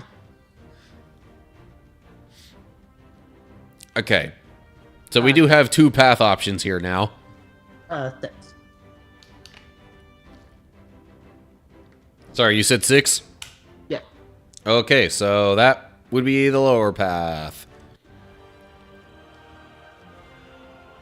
Also, the order of the team has been changed a bit. Does that then change the order of the colors? Well, you don't know what the twist is yet. Correct. Yeah, go ahead. Go ahead into the battle? Yes. You have been cursed. Follow the enemy's order instead of yours. Good luck. Okay. But to follow the enemy's color order rather than yours. To what extent must I? Until you play a skull match. Until you play a skull match. So, in this case, what? Like the first move needs to be blue, then the second one purple, and... No? Blue or purple, red or yellow or brown, green or red. That's yellow or purple for the third one, but I get what you're saying now. So blue or purple. If you should not do so, you reset. Okay. You reset to the top and try it and see if you can do it again. Blue or purple? I literally have 2 move options, and I'm trying to think about which one is better. I guess I'll do this and just hope that it doesn't give them an extra turn move. It did. Oh well. Well, Of course, there's a skull match available now. if you take it, you will instantly this puts in. You break the curse. But What? there's an exception. That's can you play a red or a yellow? I cannot. Then you're allowed to put his bone. You got lucky. Just curious, why was the exception or a possibility? If you can play it, you must. Okay, but why was it red or yellow? Because the second person said it's red or yellow. Oh, right, yeah. And because you couldn't play it, you can either try to end it or start from the beginning and try to do blue or purple again. All right, well, that's already been done now, so Yep. the curse is lifted. And of course, all twists as well. Spells are wild as well, of course.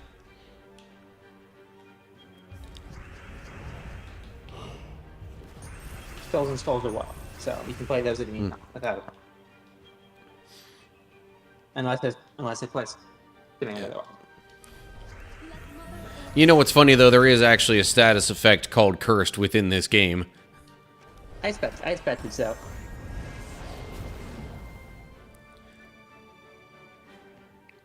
But I think essentially all that means is that, like,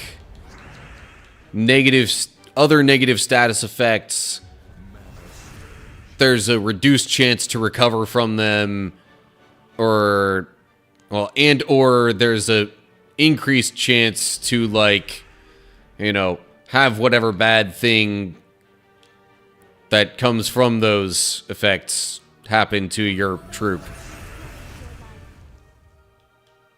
Something like that.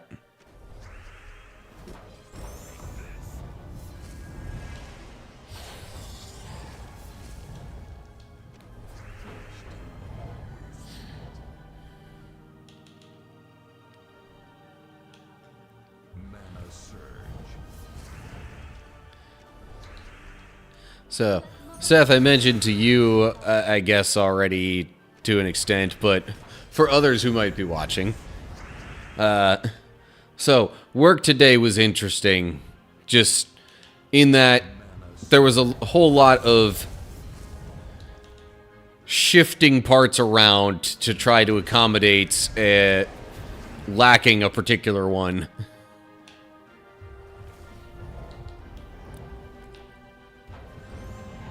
So there's this one part that we are just about out of that goes in practically everything we build where I work. Or at least all of the electrical parts that we build.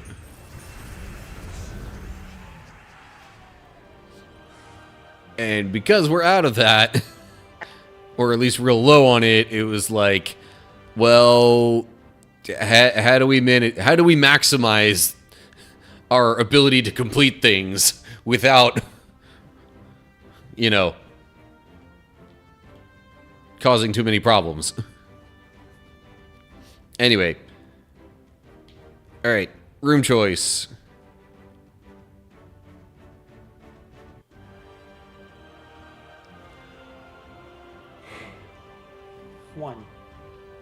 One. Okay.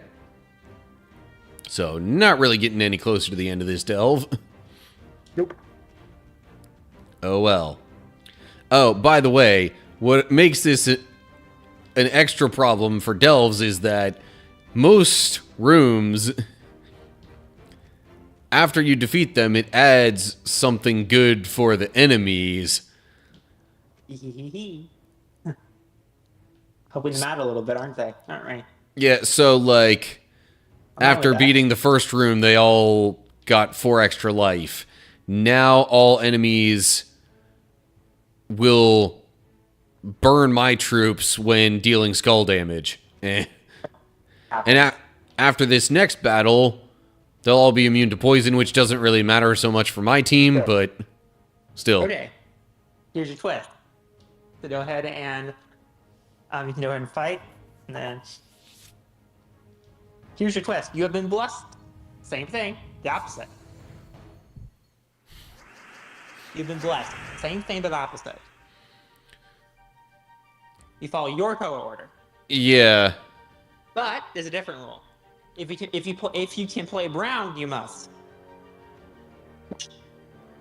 If you can play brown, you must. Then okay. color order. So there's brown. You must play. Yeah. Any brown move? Yes. If you can play brown, you must. Just always throughout the entire battle. Until you break this turn. Until you break this, of course, by playing a set of stalls. Yeah. That you can only do if you can't do anything else. Well, there's more brown, so wow. There. And spells are first wild. So if you get one by some reason, then it's good. So then this quote unquote blessing would mean I have to do either blue or yellow? Yes. If you can't do brown, you must do blue or yellow. If you cannot do that, you can try to break the spell or you reset. And if we're at this blue and yellow state and you can't do that and you can't do that other option, well. Okay. So there is both yellow and purple involved in this move, but I figure that's still okay because there's yellow. If yellow is in the move, yes. Okay. Boom. That's based on the statement. You can play spells, remember? Yeah. Spells override the whole must-play brown thing. But, yeah, they don't break the spell, but they override. So yeah, they block for the moment of playing it. They override the current move restriction. Yes, but the move restriction will stay will continue to the next move instead. Yeah. It's not. It's switched from green to purple. The next green to purple is still be the first green to purple. Yeah.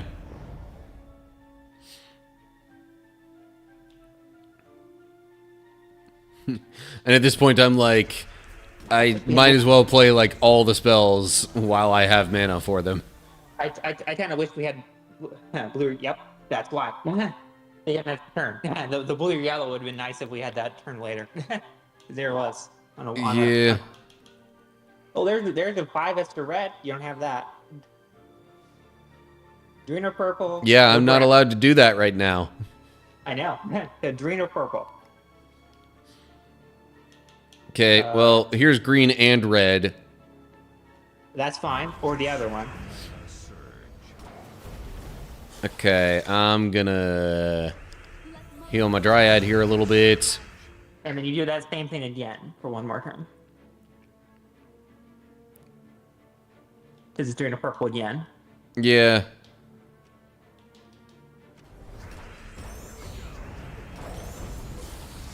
But, now I'm like, I might want to use a couple of spells first, though. Yeah, unless there's a dead green or purple. Like one where it gives you a skull match with it. I don't see one, but we want to look for that. Right. Okay. Well, there's purple. Or another green or another purple set, which I don't even think there's a choice here. There's a choice on that one.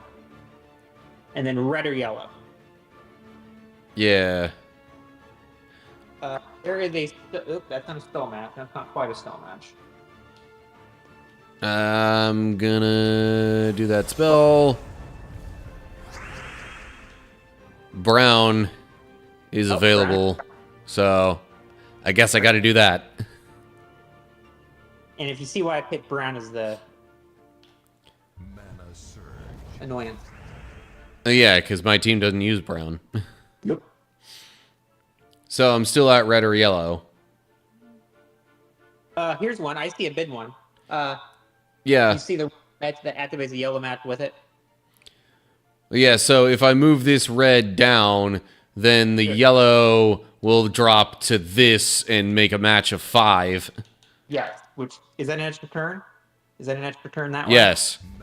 Then do that. Then we want to do that then if we can. Yeah. Ooh.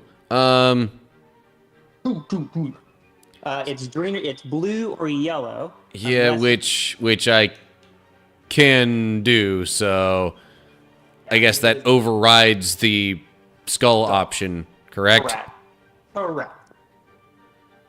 Okay, but I don't really gain anything from matching blue or yellow right now.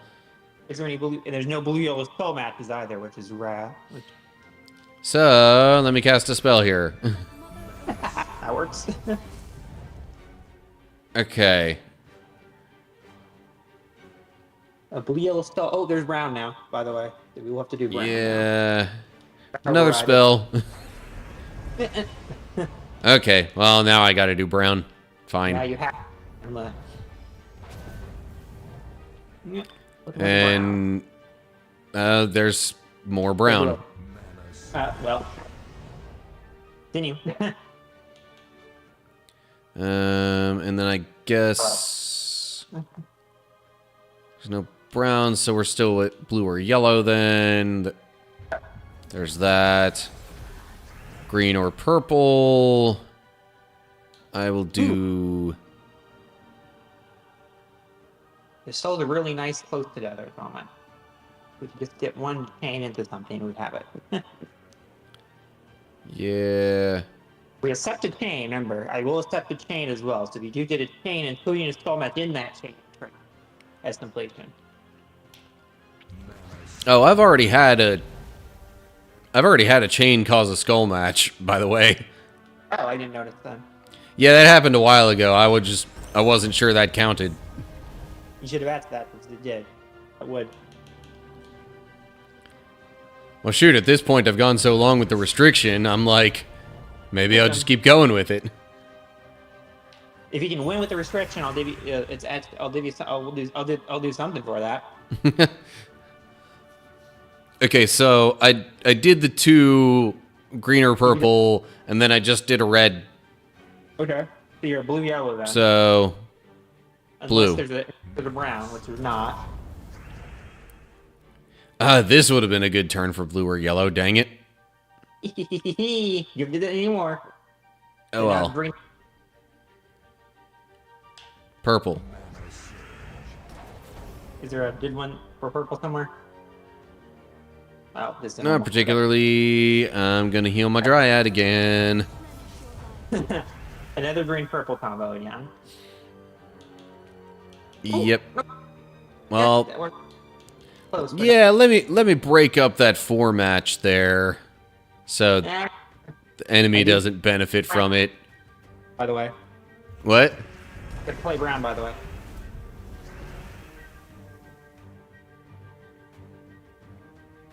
Sorry, I still didn't quite make out what you said. Play brown, by the way. Oh, yeah. Well, now there's brown. I didn't see brown with the last... The last time the enemies played brown, I think, had a brown. I don't know if you had that same one. The one that had the 4 match had a brown with it. Okay, well... You're good. Brown now. Brown. Oh, I have spells I can cast. Yeah. What turn would it be normally? I'm pretty sure I'm on red, yellow. Okay. I'm looking for anything that would give you a skull match with it. Nah. Not yet. But or 4 somehow. Okay, so we're at blue or yellow. I guess I'll do this. Oh, there's brown. Nope. Oh, a brown 4 as well. Yay.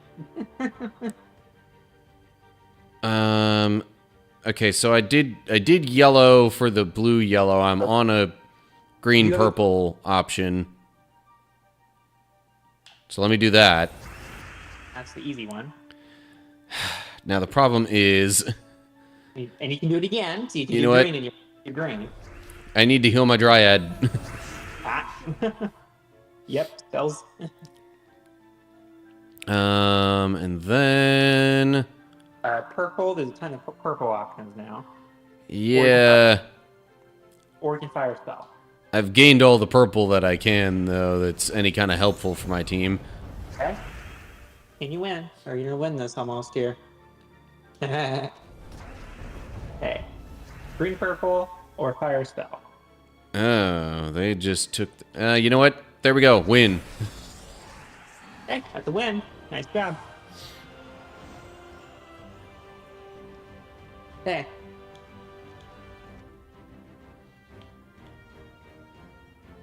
All right. Okay. Still two options. 3. 3. Yep. And what twist are we? What bad thing are we adding this time? Well, so after this battle, all future enemies gain 4 attack. Okay. Not too bad.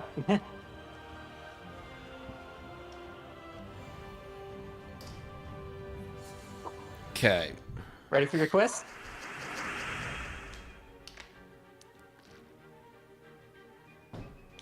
Okay, ready. Everyone is looking favorably upon you. Nice job before. Choose instead of having me give you the next one. Choose one of the following words: random, cursed. Choose one of the 2 words: random, cursed. I know what cursed is. I don't know what random is. So let's say random. Every move you make is randomly determined. The color you made is randomly determined. Okay. You must place something from your first color in your order.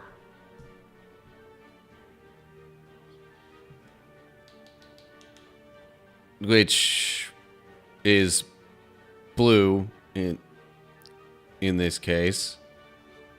If you cannot do so, you may do anything else. Okay, Stall. well, Right.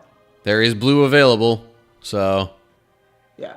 By the way, souls are wild, and spells are wild. okay. You must play blue again if you can. Blue Unless again you- if I can. Yeah, blue, souls, or spell.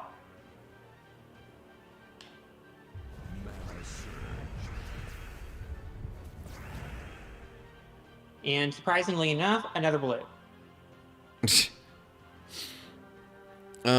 Okay, well, I have a spell I would like to cast right now. Okay, I'm re-rolling this because you get to move on to the next number instead by doing a spell. That's certainly the move. That counts Okay. as the move. Number 4 in your order is played. So, purple. I guess that works out. And you didn't. And by the way, you don't want me to roll a 6. Yeah, because that's brown. Yes. 5. So I could do skulls at any time?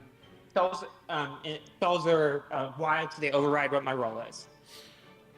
Okay, skull match. And also, that was your best move because you can't play red.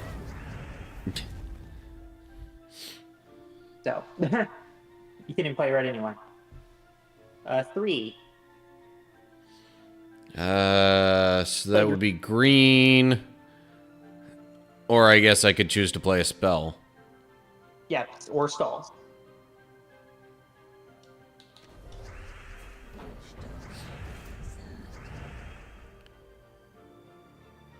Okay. Brown. Brown. No thanks, I do a spell.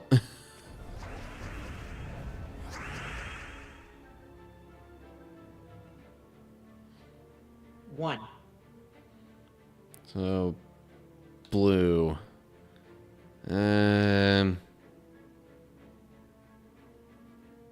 Fine.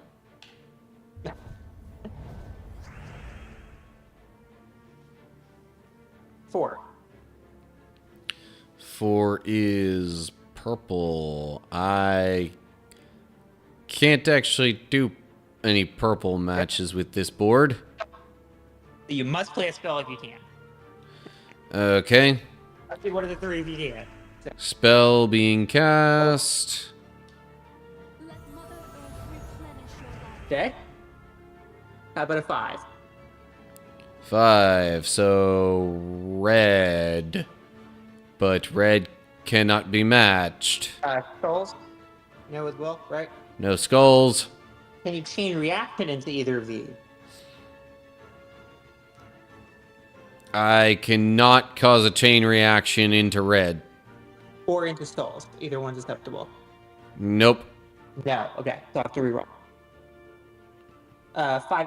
Really? Come on. 1. How about a 1? Okay. Blue I can do. There's blue. There's 2 blue options, so you had a choice there. Yeah. Whichever one was nicer. I'm just gonna do the skulls here. It's a 3, by the way. So drain or you take a skull match instead.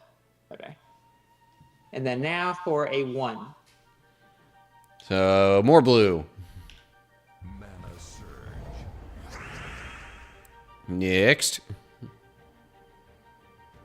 4. 4. Purple.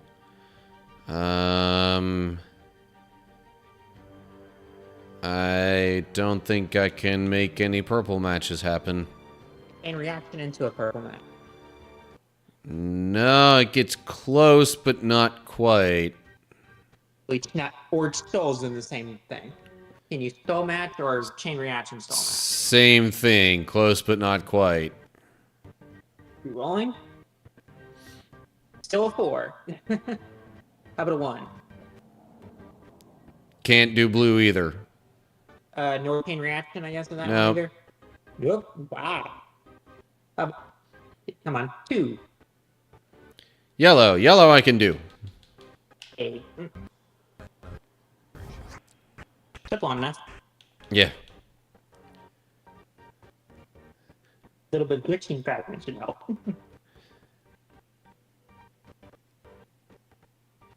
Yeah. How about a 2? 2. That would be yellow. Cannot do, so I guess I cast a spell. Can you chain reaction into yellow? Not that I can tell. Skulls or chain reaction into a skull. Otherwise, it's spell. Nope. Is it yellow chain reaction? Skulls chain. It's color named, then chain reaction of that color, and then skulls chain reaction, and then spells. But of course, you can do any of the 3 before any other 3. Yeah. You can choose to do a spell instead if you don't want to do what is available. 2. Yellow 2. if you can. Yellow skulls. You can't do a skull match if you want to do a skull match. So yellow skull match and yellow. I have something even better. Yellow match that chains into a skulls. Wow, that helps. Boom. That's a good thing.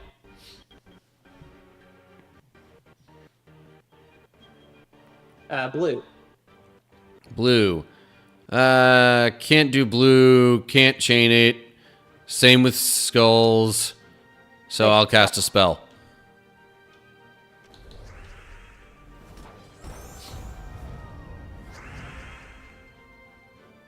Okay. 2. Yellow. Nope. No yellow. No skulls. Okay. Spell it is.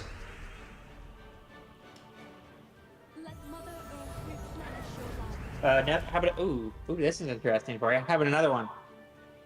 Yellow again. Nope. Okay. Spells? Any of that? Nope. Bad time to reroll. Oh, okay, it works. How about a 4? Purple. 4 is purple. Trying to see if I could make a purple, like... Yeah, no, because I can't make this purple gem fall only 2 spaces. Oh, you can. That one nice. I would like a green. Would like a 3. Oh, okay. How about a 3? Okay, 3 is good. I will do 3. There is a green match. And then how about a 2? 2 is yellow. That is doable now. There As we you go. do, you hear dice dropping on the floor. You have succeeded. Terse breaks. Okay. After a few rolls, I started rolling a D8 in the background.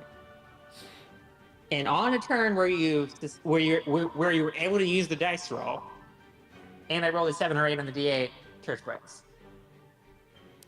Okay. So now just normal battle. Normal from now on. Yes. Okay. Goody.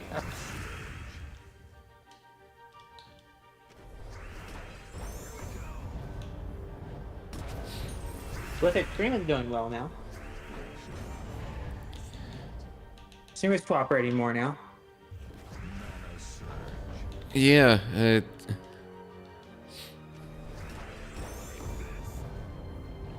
I'm pleasantly surprised with how this completely random team is doing, especially because it doesn't have any mythic troops, or at least no, like, none that are a mythic base rarity.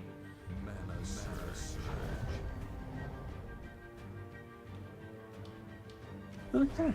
No.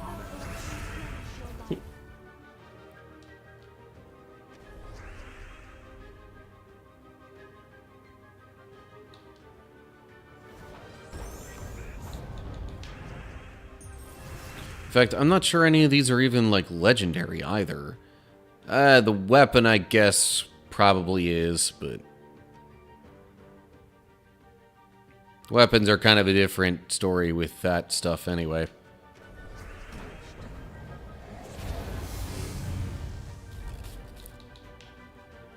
Whoa! Whoosh. Didn't realize I had anything active that could insta-kill one enemy when another is killed.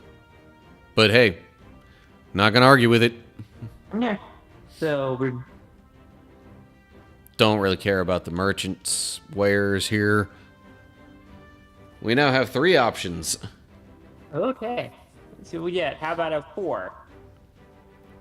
4 would, I guess, bring us back around to option number 1, which I assume would be this one because, you know, higher up is still earlier in reading order. Yes, it is.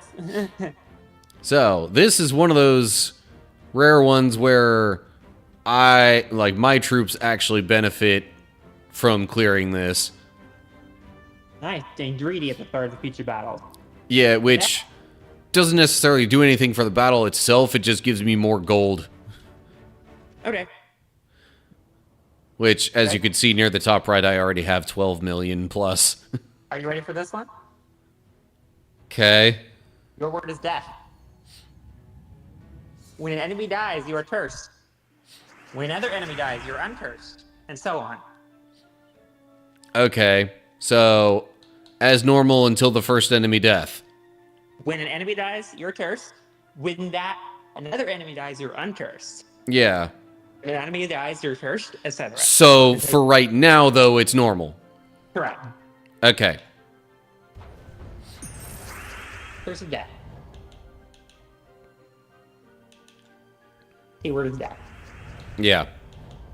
And that's the reference in case I did use the 2 choices again. You'll know what they are a little bit more.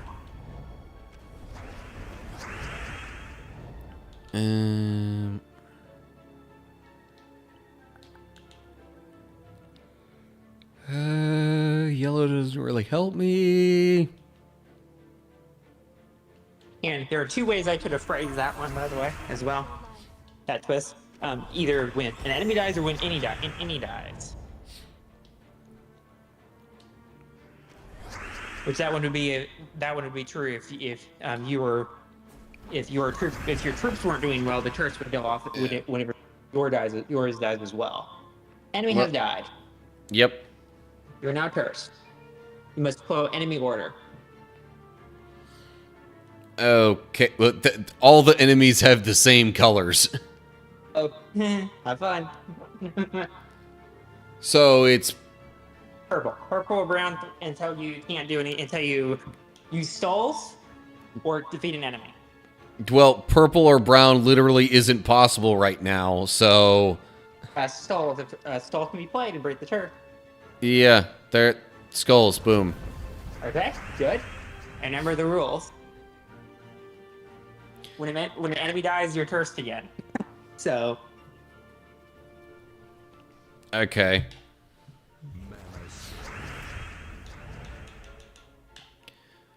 And now I'm cursed again. Yep. On purple or brown.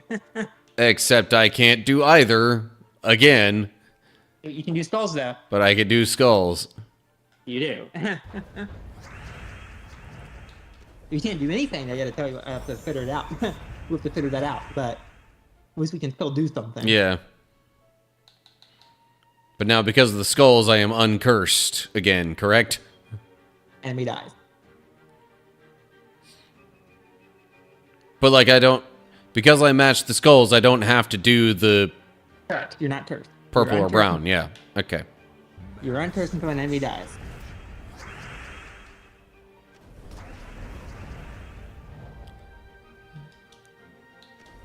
All right.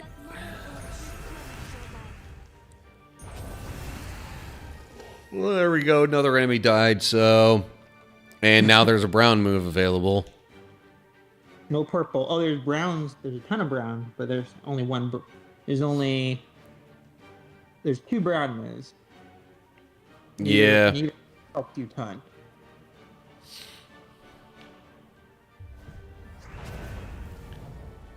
And more brown. Yep. I still haven't seen any purple matches while this stipulation has been active. Look at the right side. That explains why you haven't. The entire right row is implicated. Yeah. No browns, no purples. No browns, no purples, no skulls. No chain reactions. Double checking. Doesn't look like it. No. Wow. Okay. Let me do this then. Okay, effect lust is now active.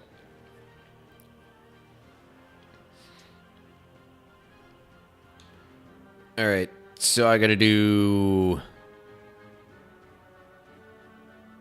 stuff based on my team's order. Your team. Based on your team, yes. So blue or yellow? Correct. Okay. There's a couple of options for yellow. Browns are now forced.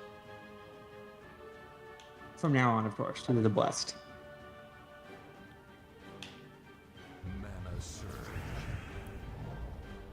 Okay. So I did the blue or yellow. Now I do green or purple. Or spells. The spells are wild. Right. But I don't have to do a spell. Right. Okay.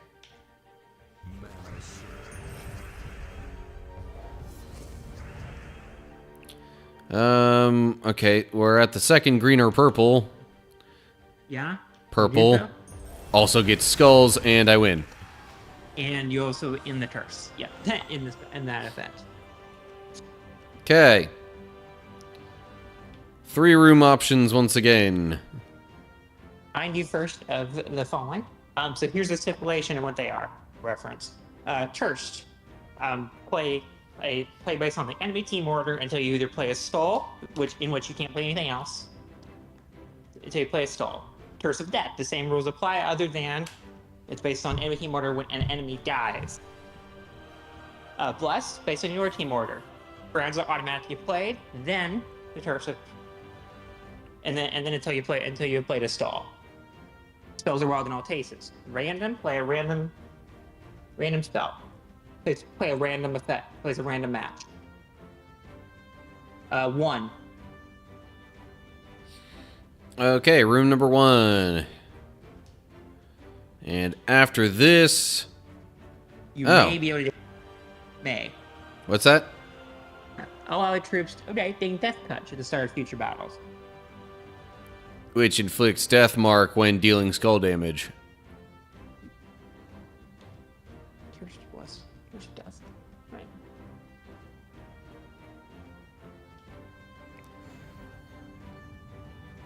Okay. Death. Random. Choose one. Death. Random. Random actually took a long time. I think I'd prefer doing the death one, actually. So an enemy died. When you're uncursed, so an enemy died. Yeah. At least this means they're a better color in this time.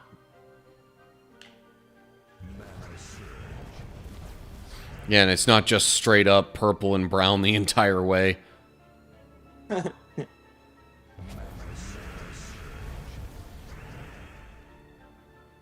Okay. Ooh.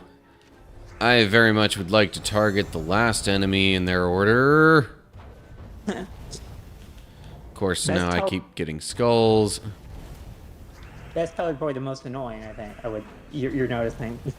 This one on the bottom, its spell steals 45 life from all of my troops.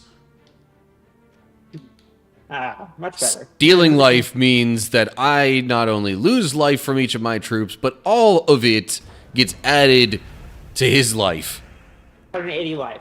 Fun. Yeah.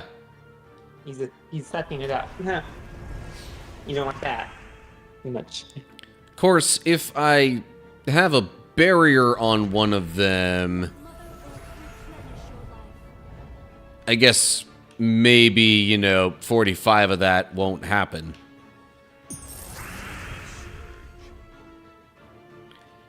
And if I have a barrier on 2 of them... He's gonna take 90 life still, but... Yeah. Well,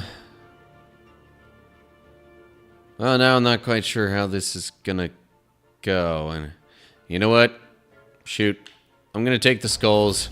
An enemy has died. Okay. So, enemy order, which means purple or brown. Purple or brown right now, or I can just cast spells whenever. Yeah. Spell it is.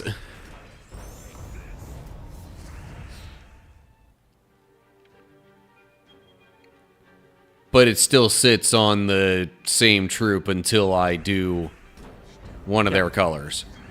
Yes. Aha, well, there's purple. I'll take that. Yellow or purple? Yellow. Ooh, a nice yellow as well. Red, green, or blue? Yeah. Red, green, or blue. Which one would I most like to do?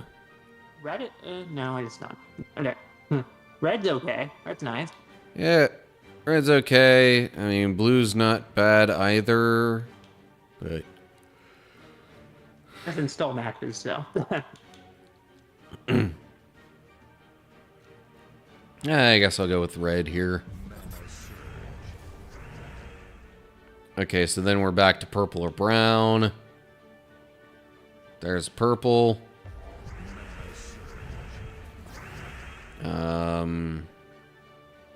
Yellow or purple. I was about to say neither of which I can do, but that's false. I could do yellow over here. Yeah. And we'll have to take the reward for that. You know what? Spell.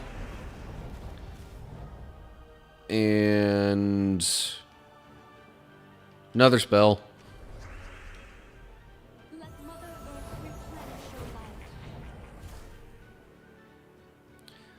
Okay. It's green or blue. Oh, I did. Right? I thought I was still on the yellow or purple, but I can't do either of those anyway. Skulls. Can't do skulls. Actions.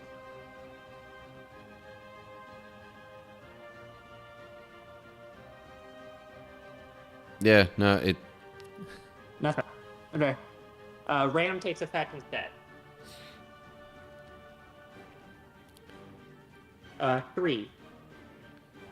So 3 for my team is green. I could do green. Yep. Plenty of it.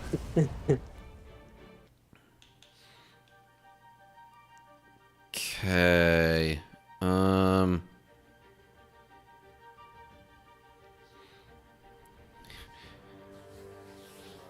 You know what? I'm just gonna cast the spell next anyway. 2. And that would be yellow, which can't happen, but I can do skulls. First break. Nice job. Okay. Because another enemy dies. So yes, skulls? Yeah, go ahead. Okay. This is technically his curse of death. It's just because he can't do anything. Because he can't do anything. Yeah, no. Okay, so Curse of Death still has priority then. Correct. It just went back to that because he broke it. Okay. So, I think I was still at the yellow-purple troop. I don't know what that is. You're uncursed. You did skull. Oh, never mind. Well, I was going to match purple here anyway. Your skull match over Reddit. More skulls. And Random until you broke it. got some blue and purple there. Some green right there.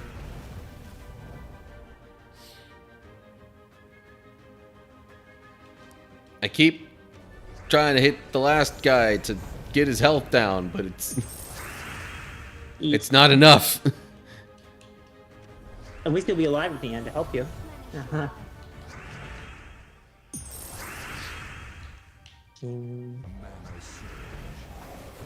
Okay. Still going as normal until somebody dies. Which will likely will happen very soon to that top guy's on fire. Oh, not anymore, but still low. Oh, HP on the top, that's probably gonna be first.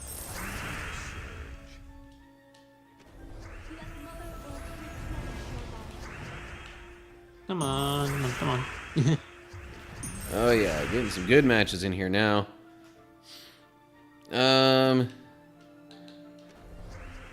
You need all the good matches when you need to, when you don't have anything problems.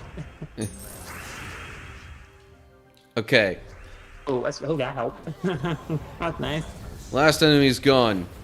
Unfortunately, the first enemy got enough mana to do their thing, and now they've transformed into a totally different troop who is completely healed. And all brown, so you have cursed again, by the way. So brown. Ooh, brown, I love that. Yeah. I love brown. I love brown. It's a format. Yep. And then yellow or purple. And then I can't match yellow or purple. Wait, let me look. So Skull matches. skulls, yeah. Oh, has a chain or anything. I don't see one, so you're dead. Nah. I was checking for the chains, too. Skulls it is. You're great. Nice. That was quick. Jeez. They just got a lot of moves in that turn. Okay, so curse is gone. Yeah, until you kill the enemy. Okay. Well, and enemy died right there. Boom. Nice hit. Okay, so yellow or purple? Just straight up yellow or purple. All the way. As long as that has any effect. Yeah, then it doesn't. I get to roll and see what this becomes into. Spell. It may not become the same thing. Oh, geez, I need to heal my Dryad.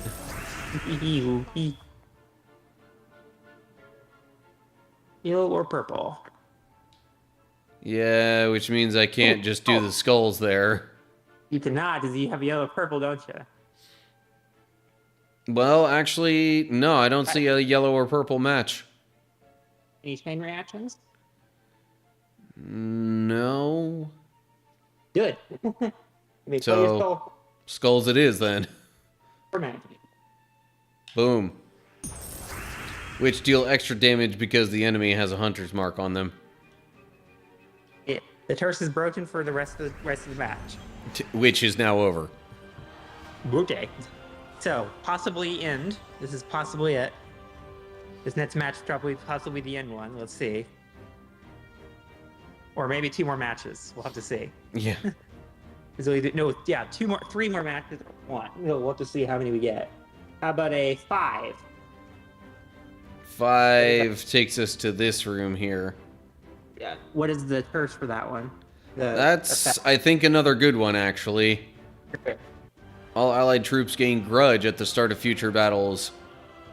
Okay, not bad at all. So, basically, whenever an enemy casts a spell, each of my troops, after this battle, will gain 1 attack. Okay. Just for that battle, though, I assume. Anyway. Terst, random.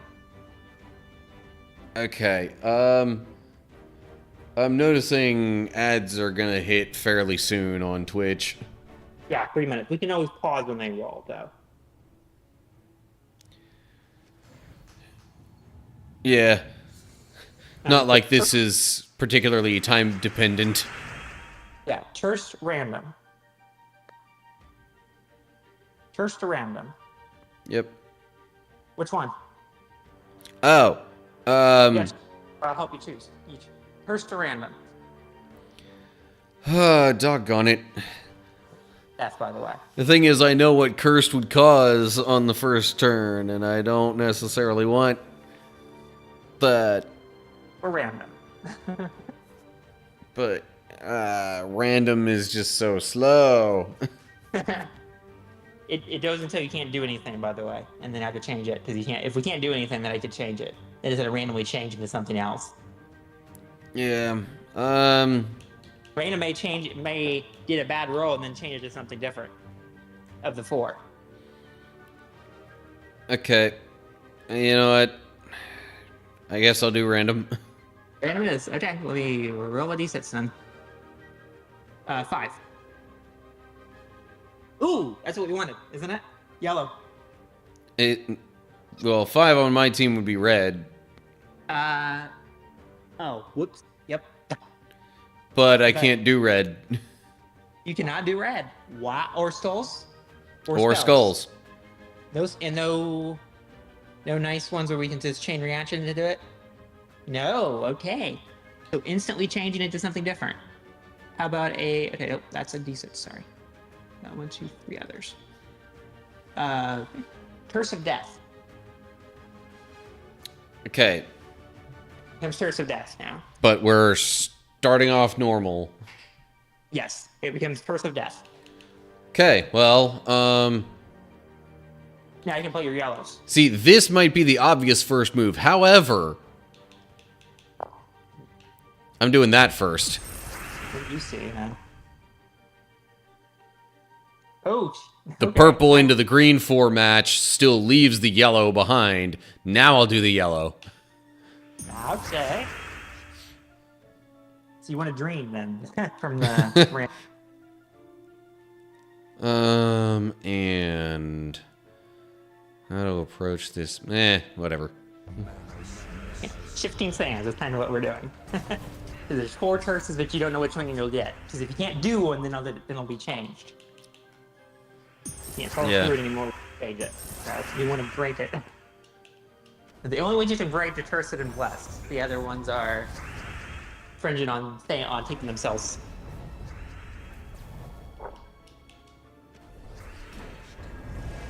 Okay. I focused on the last enemy troop there just because their spell damage depends on their armor. But now that they have no armor, I'm not so concerned about them. I was kind of surprised random didn't last that long. We had a lucky start. That nothing. Yeah. And change it to something you want, so that works. And the reason I'm giving you 2 options is because you're able to survive the entire battle with something on you. By the way. Oh. You're being able to. There it is. Yeah, the first enemy died. They're purple. But did you hear what I said? The reason I'm giving you 2 choices is you're able to survive the entire battle with something with some twist on you. Yeah, I mean, without knowing the details and seeing the board, like, there's all kinds of possibilities. Yeah. Red or purple. And we have a nice red match there. Yeah. And I think that's the only one that I could do right now. Anything else that's better? Or is that it? Yeah, that's it. I think that was it. Yeah. Ads. Okay. Ads are in progress. We shall pause our game activities. And yes, it will be time for jumping jacks. Actually, the second to last ad, right? Yep. Because you haven't done your exercises yet. Okay. Let me switch my scenes here. And you're on enemy. You're on the. Which one are you on, by the way, so I can remind you afterward.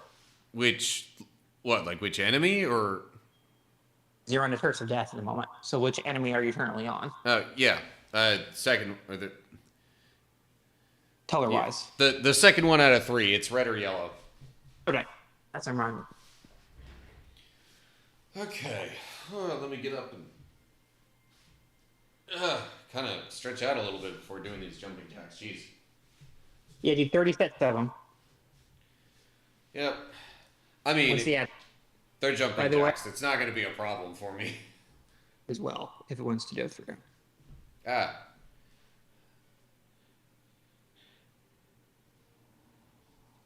What? I guess I could hydrate now. Yeah, it went through. Good.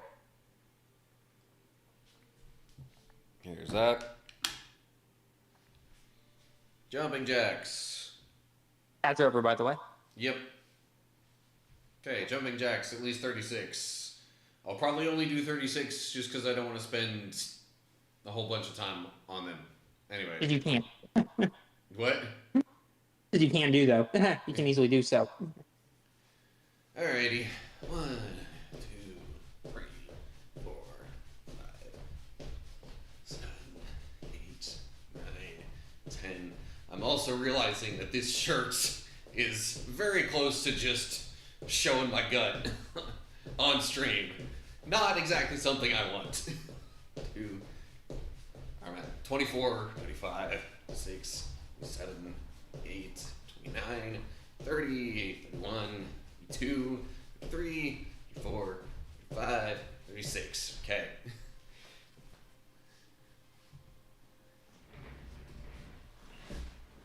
We can unpin that then. Yep. Unpin the message. And then back to red, yellow.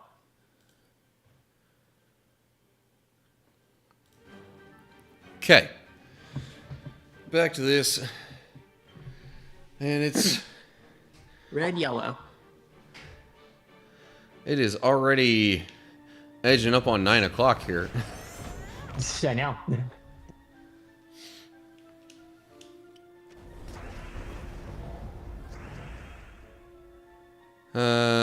So now that leaves me with a brown or blue situation.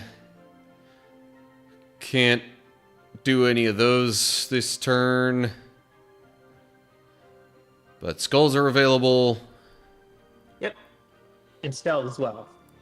Yeah. I'd rather do skulls right now. Okay. Do you do so?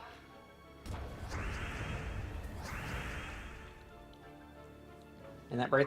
Okay. The Curse of Death is currently uncursed until you defeat another enemy. Okay. What is that gonna do? Right, enrage and 34 life.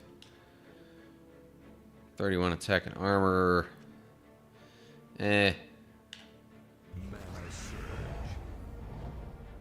Not really the worst things.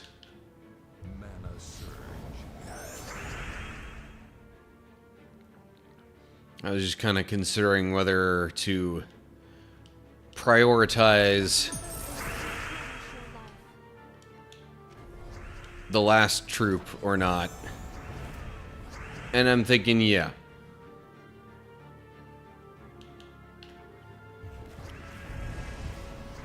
Because that's the only one that actually does any damage with her spell. But if I get stuff like that happening... Okay.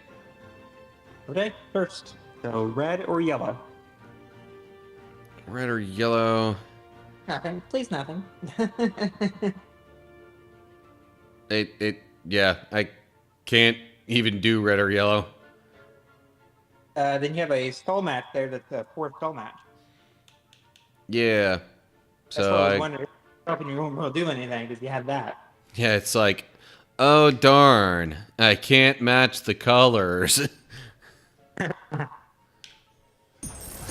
have to turn for it, for not being able to. So enjoy that, and you're back to normal again. Okay.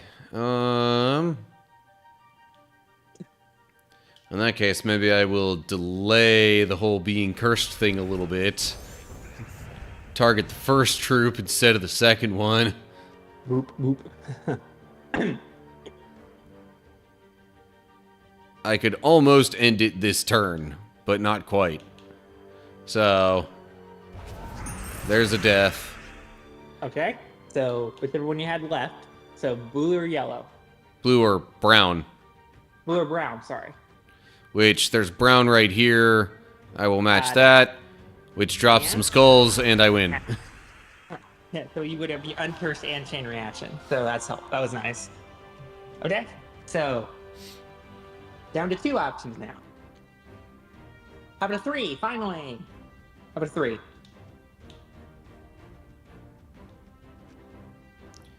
And, okay, this'll end it. Blessed or Curse of Death?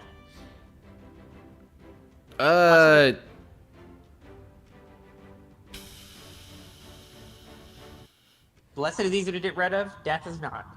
Yeah. Let's go with blessed. Left. So you have to follow your order instead. Yeah. But it's... But can play brown, must. Right, okay, so I gotta play brown, otherwise...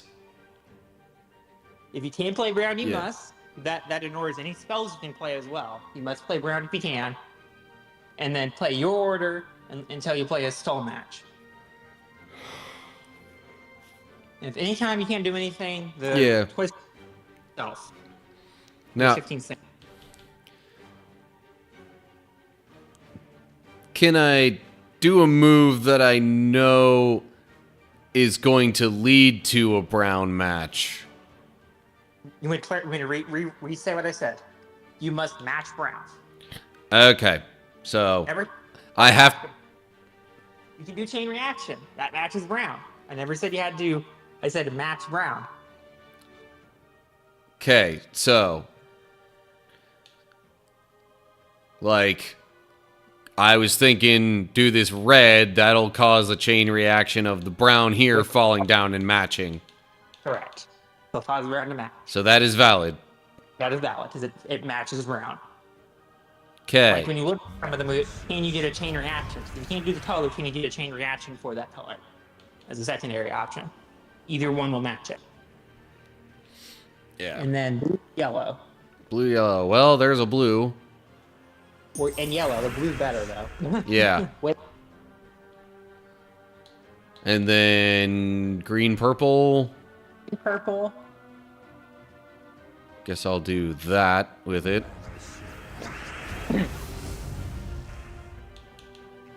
More green. Or spell. But green gives me an extra turn right now, so green. Okay. There's an or there. Okay, so now here's the thing. My team order has been changed. Then it changes what you do. Okay. Just wanted to be clear on that before it got real far. You just did the third one, so you just did the fourth. You go to the fourth one. Yeah, no. So blue, yellow, or spell. Or if there's a brown, you have to do the brown first, of course. Is there a brown on the match board? There is no brown to be matched. Nor chain reaction. No. Okay, so you're good. No. So I'm just trying to figure out which enemy I want to target. blue, yellow, or spell. Either one. Okay. And it's gonna stay blue, yellow, or spell until I make a blue or yellow happen. Close, but correct.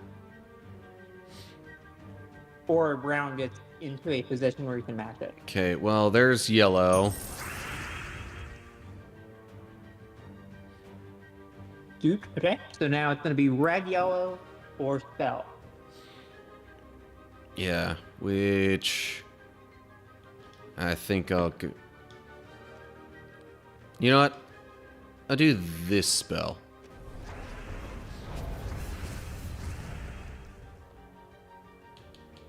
There's a nice yellow match. I like that. So now it's green or purple or spell. Or spell. Yep. Um. And then do that, and you'll do that a second time because there's two of them. Yeah. Wow. Okay, that was that was a lucky drop. Okay. But I'm still thinking I want to do a spell right now. Okay. Let's see why not. Okay. So. Green, purple, or spell. Okay, so yeah, I'll just do that. There's green. So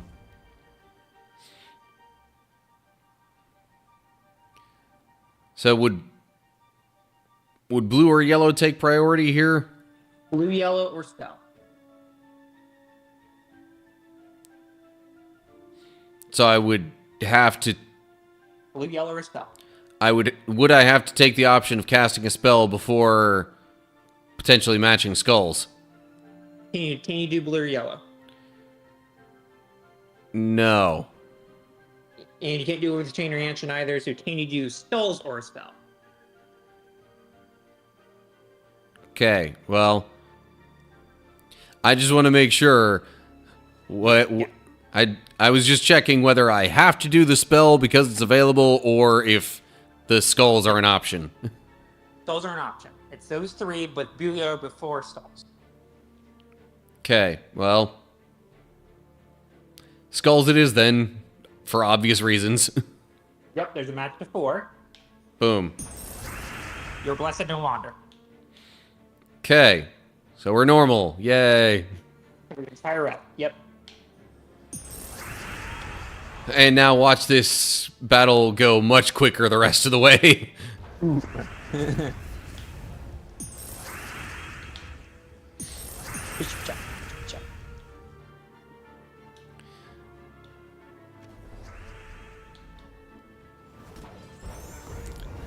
I keep targeting the second to last enemy there because that charms one of my troops,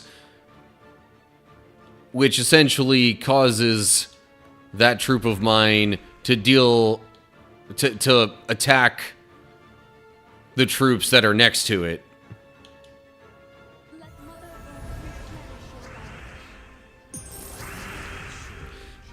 So charming is one of those things where no matter how weak the enemy is, if it casts charm on you, it can do some pretty decent damage.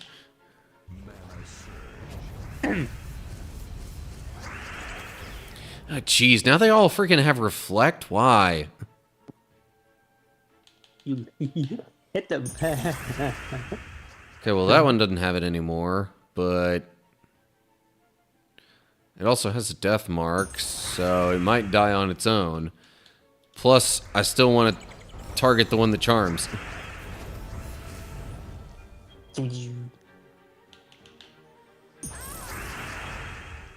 Okay. Only one enemy left. There's a lot of yellow on the board. There's a lot of yellow on the board. Yeah.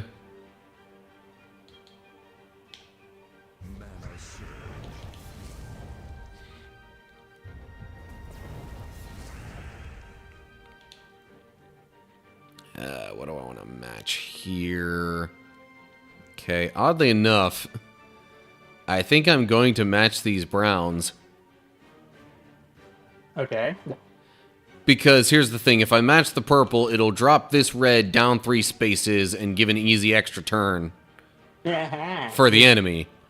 Not that they benefit from the mana at all. But they'll happily take the extra turn. To make sure you can't have it. Yeah, and, well, I was also trying not to get any of the skulls lined up for them to match those, but now it seems like I'm kind of forced into a move that'll do that somewhere.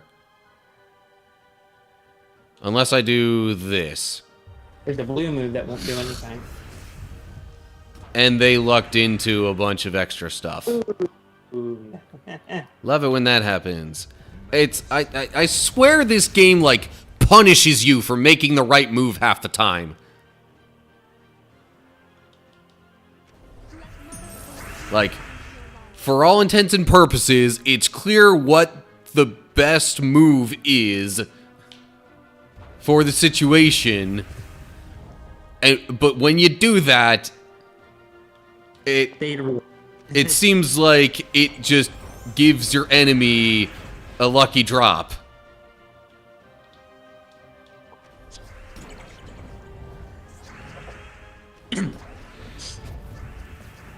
Okay, we'll do some purple here. Purple and green there. That skull match would have made it close, but the darn agile trait on that troop means they can dodge the skull damage sometimes.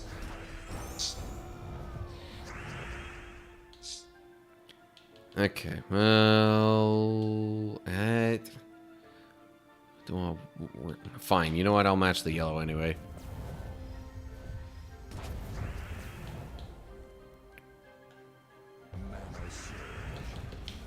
There we go. Okay, victory. Yay. And that is the end of the delve. Yep.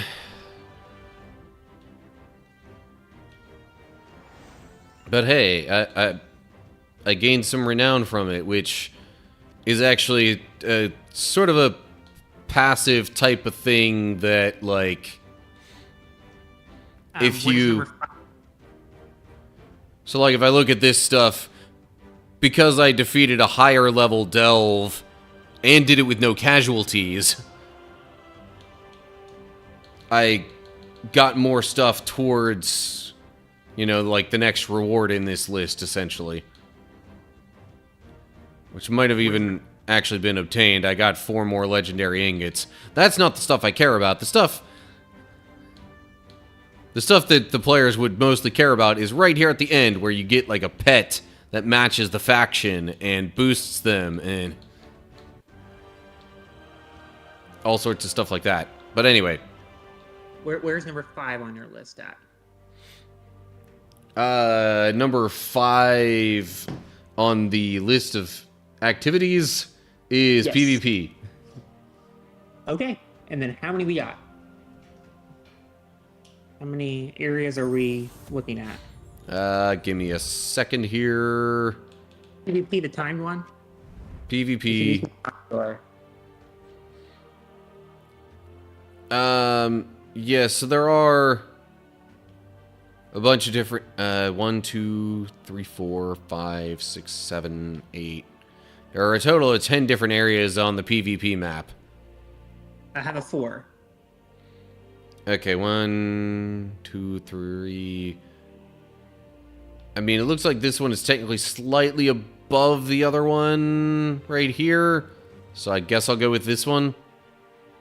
Yeah, it's above. Okay. The Citadel is not an option at the moment. But I could do either a quick battle or one of these kind of things. Now, the thing with these is that, well, there's a limit to how many you can do based on that stone-looking thing with the runes on it. So it was a 3. So nice enclave. And then we battled once, and then... how many battles was it to begin with? 1. Okay, 1 battle. So the 3 you mentioned, I guess, means I should go to the third... Knight's Enclave was correct. Reading order. Right, which would be here. Yeah, Knight's Enclave. Okay. And it's one... The first of which is in the Knight's Enclave. So... Yeah. So the thing is, when you clear these battles, it actually temporarily gives you a boost, as you could see along the right-hand side there. So, like, the first one, I would get 25% reduction from skulls. From enemy skull damage. But, anyway. And then do it for this one as well? Okay, so one battle here. Do I need to randomize the team? No. No? Okay, good. Because I like this one I've got. I will let you have it, but you have Blessed on. Okay. By the way, I'm fairly certain all colors are in play, just generally speaking. Yes, all colors are in play, I can tell that. But I still have to start with a brown in this case. Yes. Okay. Well, there's brown.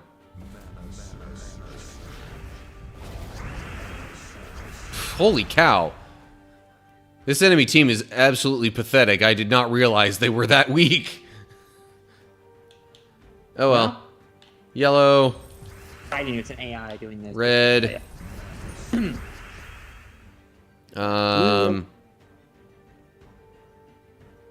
green, red, brown.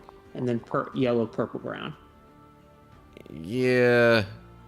So I think what I'm gonna do is this spell here, which will hit him, and he's gone.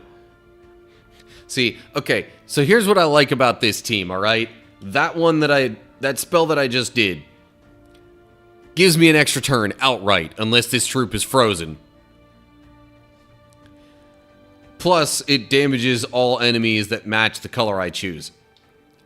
If I choose any color other than green, I can go right over here to this troop, have them explode all the, basically all the green gems, and still gain another extra turn.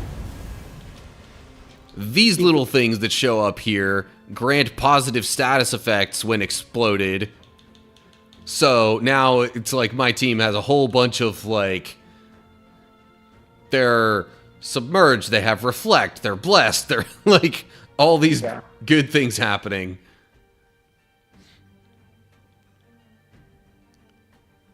So what's next?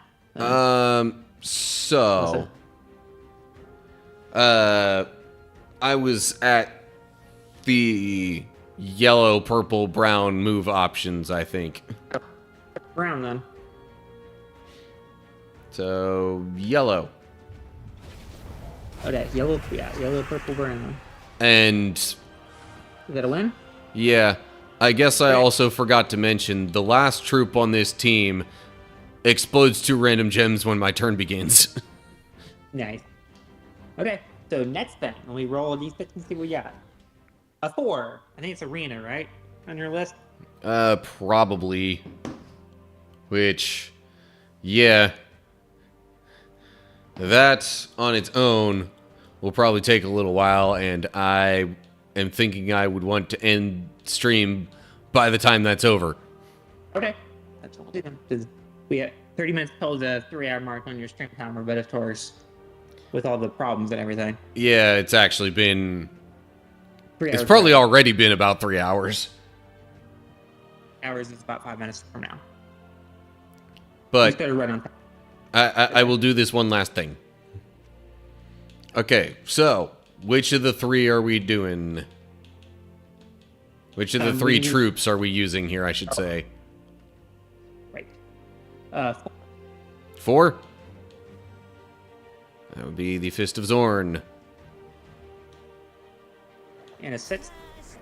6 gives us Dwarven Hunter. And a 3. 3 gives us the Kitsune. And another 3. And another 3, the Game Warden. Yes. We'll go with this team.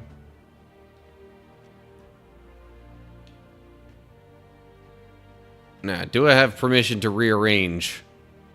Yes. Okay. That's all the more rearranging I'm doing. Okay.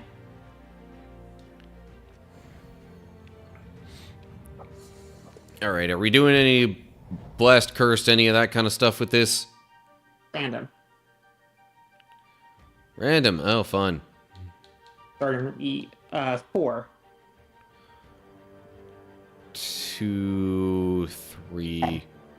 By the way, there are only 4 different colors that my team uses. So blue and yellow will be the 5th and 6th ones. Okay. But, as far as the 4th troop, that... Fourth color, specifically. Red. Okay. So there was a reason that came to my mind. Red. Okay, well, there is a red match available, so there we go. 6. So that's going to be yellow. Yellow. Okay. That was a lucky chain reaction there. 1.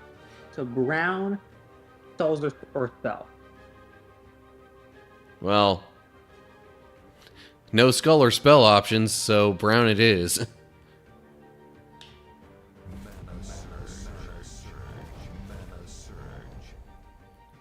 Okay.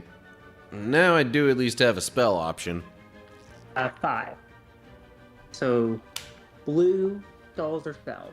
Let's go with a spell.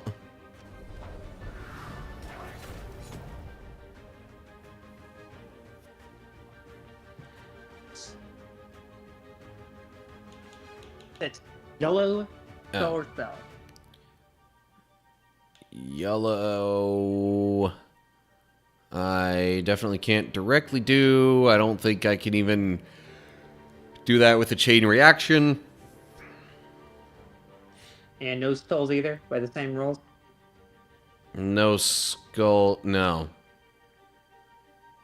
And no spells. No spells available. Different stand. Okay. Hey, first.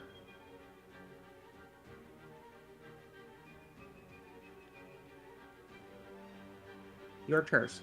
Cursed. Blue, Okay. or yellow. Well, blue is definitely possible. Let's do this. Okay. And it gives them skulls anyway. I didn't do this move here because I knew it would give them the option of skulls. But it just happened to drop skulls into the mix just to mess with me for and making the right move. And you didn't get any spells as part of that, right? No, I don't think so. Okay. Red. Yeah. Which, I mean, if we count chain reactions, I have 2 options there. I do count chain reactions. So I think just because of not wanting to set up the enemy team, That's the better move. Or so you say. Or, well, I guess I just would have set them up with green instead of yellow. And then green or red. Or spell. Green, red, or spell. Yeah,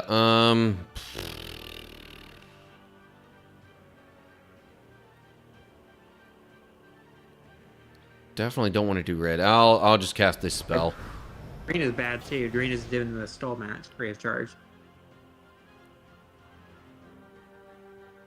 Yeah, okay.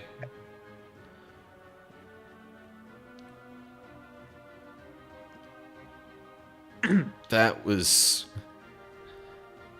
a little more of a problem than I thought it would be, given the generally low stats of troops in the arena.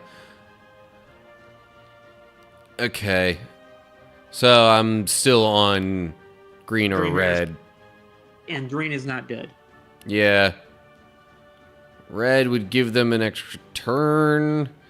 I could do this. Sure, you know what? Let's go for it. Of course, now there's, like, possible attack frenzy. You did activate a stall there, though. Yeah, so... Curse is broken? Correct. Bless. Yep. You're correct. Cool. So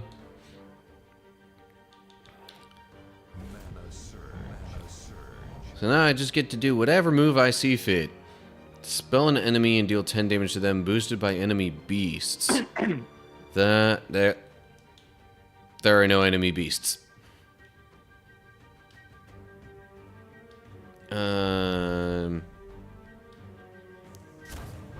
Yeah, I might as well try and get rid of the one that can give them more life. There we go.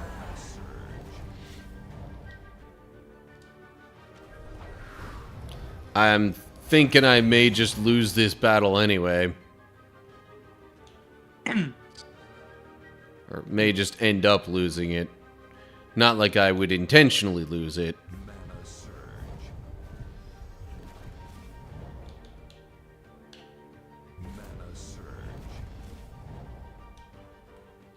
Okay, hang on. Just 9 damage. If they use brown, deal triple. That could be a bit of a problem. But also, this guy transforming could be a bit of a problem.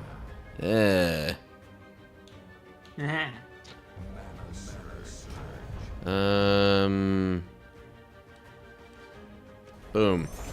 Have some skulls. It's... By that, I meant you get attacked by me matching skulls, not you also getting to match some skulls. So you want to join the fun too? Yeah. I guess that... Okay, matching that red there I think is still kind of safe. Woof. My last troop here is extremely close to dying. You will win first here. Cue one of either the Pokemon low HP sound or the Kingdom Hearts low HP like siren thing.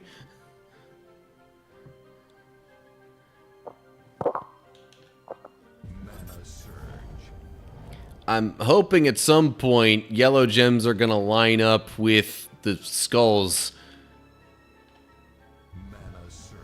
to where I can... Nope. It's not gonna happen. Dang it.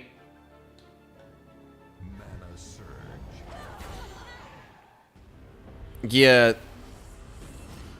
With such low stats, the arena is already easy to lose.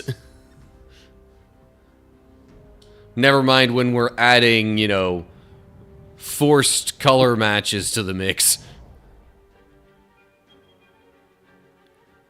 Okay, well, next arena battle. Curse of Death. Curse of Death, okay.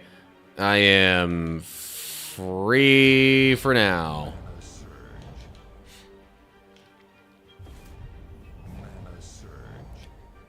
Blue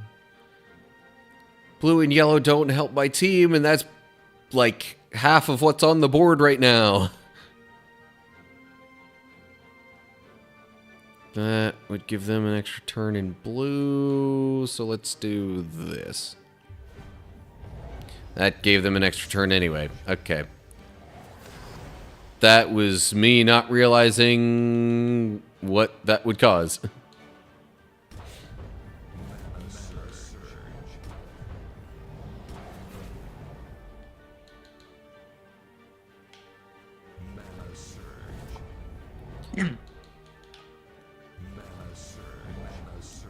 Okay, that is a monster, not a beast.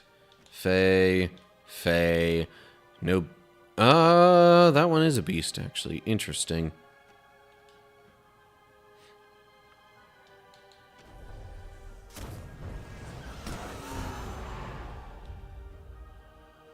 Boosted by life. Okay.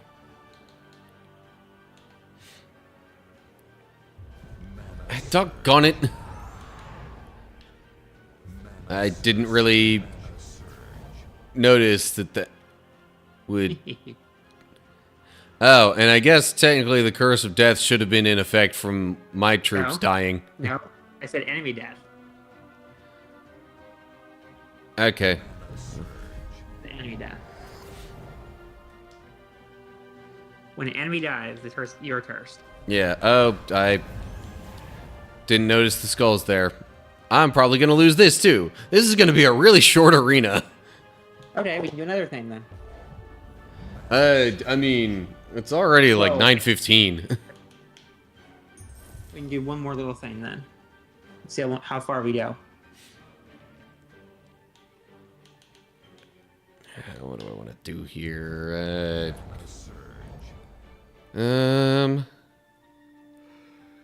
Yeah, yellow would match a few skulls. But yeah. And that does its thing, and good grief. Yeah. Dude, there's two. I get 115 gold after spending 1,000 just to get in the arena. Well.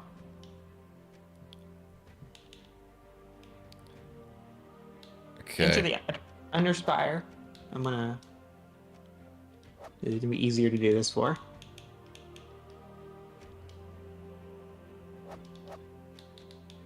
Underspire.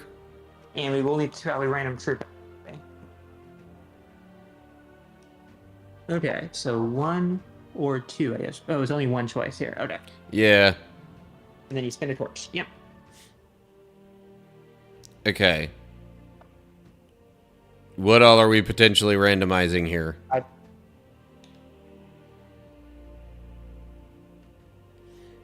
Is it just, you know, the gem matches within the battle that we're randomizing, maybe? Or You're getting your troops randomly shuffled. So you're going to have troop numbers.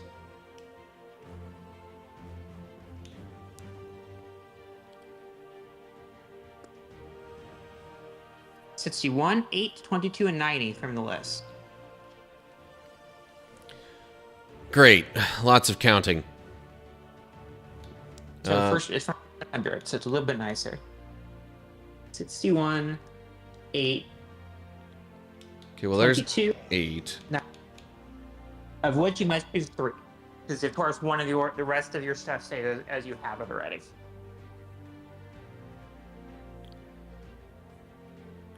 Okay, sorry. Run that back. You must choose 3 of the following numbers. Okay, I have to use 3 of them, not necessarily all 4. Yes, you're not allowed to use all 4 because of torch. You have to have your weapon in there. Right, okay. You must choose 3 of the following.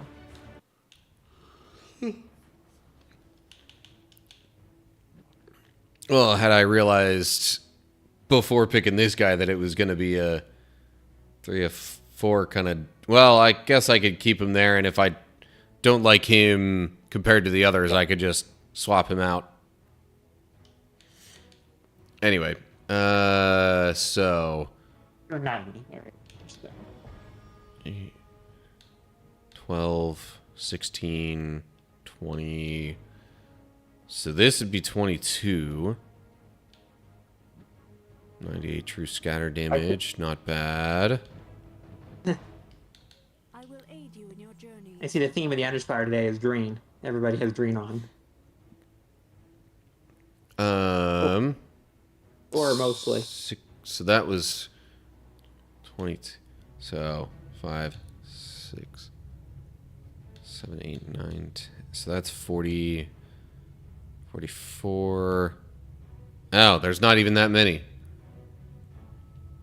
Modular then. How many options were there? So I guess the grand total is, well, 1, 2, 3, 4, 5, 6, 7, 8, 9, 10. The grand total is 45. Okay. So here's the new numbers then. Well, so...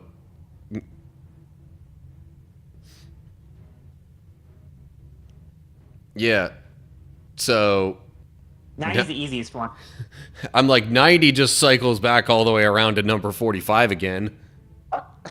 90 mod 45 is modular, so it's number 45. So there's that one. Yeah, which is one that I already had in there before, I think.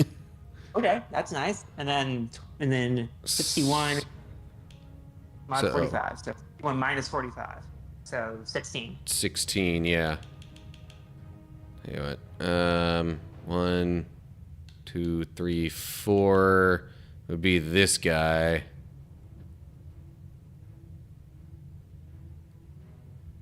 Oh shoot, I just realized I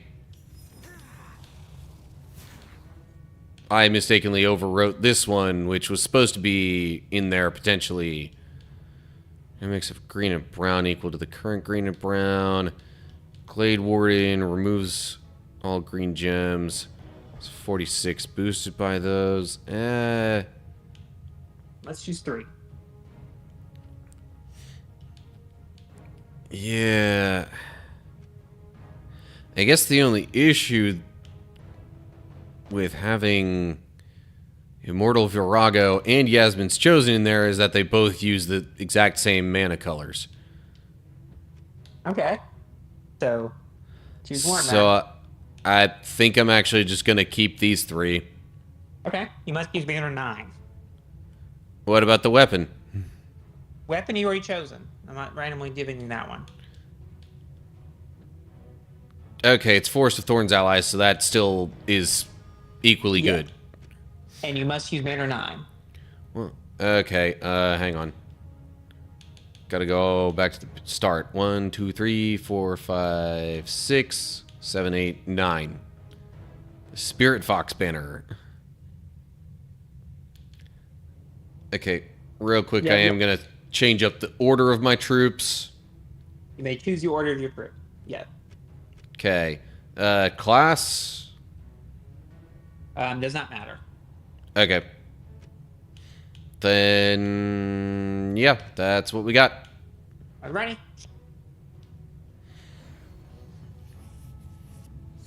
Your quest. Choose one of the following words. Heroic, villainous. Heroic. Heroic. You must use only your colors. If you do not, you are cursed. Okay, but I any... mean, colors that are not on your list are not in your color list. If you do, you are cursed. Yeah, so I've got 1, 2, 3, 4, 5. Red is the only one that's not anywhere on my team. It's harder. You may not repeat colors unless you've already done so.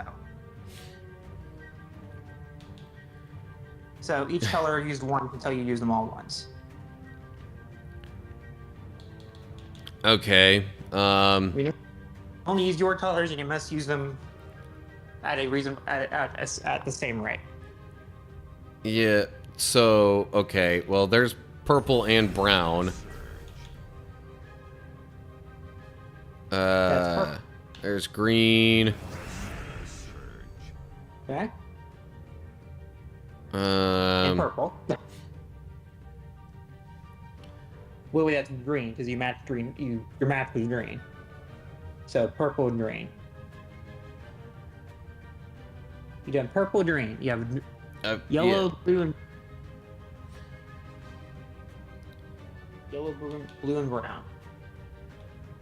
But, well, for now, I think I'm gonna do this.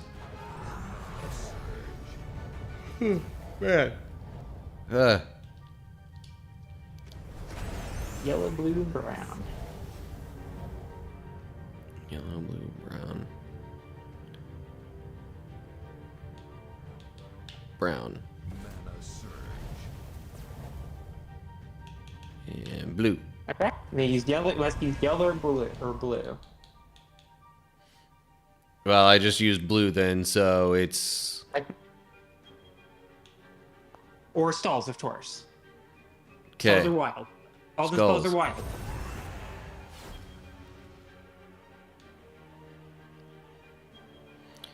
Sorry, what was that after the skulls? Or spell. Or yellow skulls. Right. Or stalls. If you cannot, you're cursed.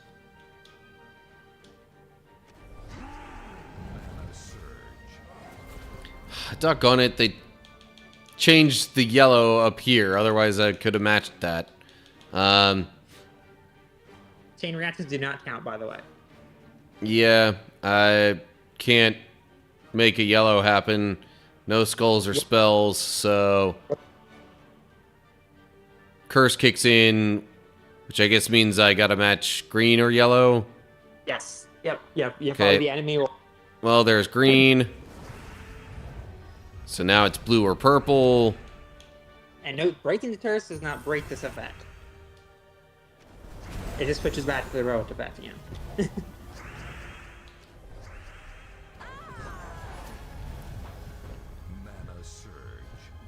So green, yellow all the way now.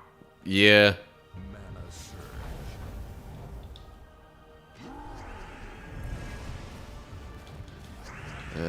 Green. And boom. Okay. Okay, next. So let's see, where to next?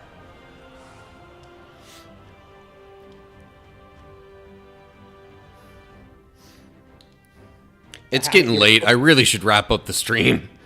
We're gonna do one more. Fine, one more.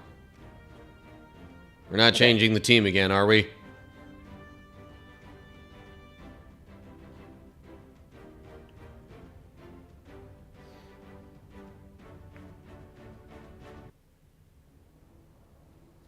Your effect is villainous.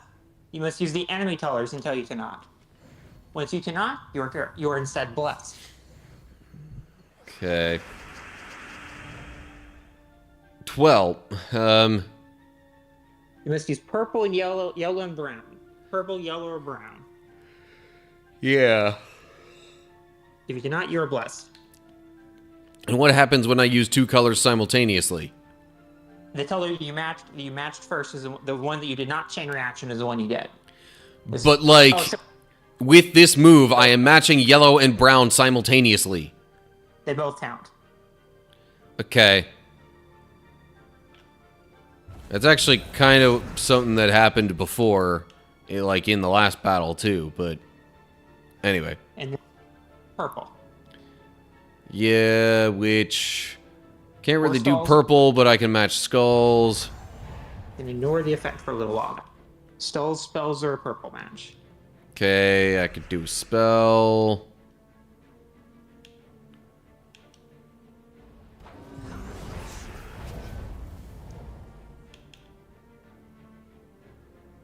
Purple you can do finally. Yeah.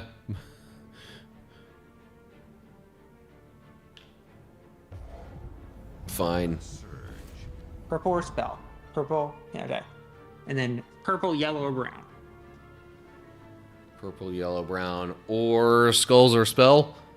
Correct. Or skulls or spells.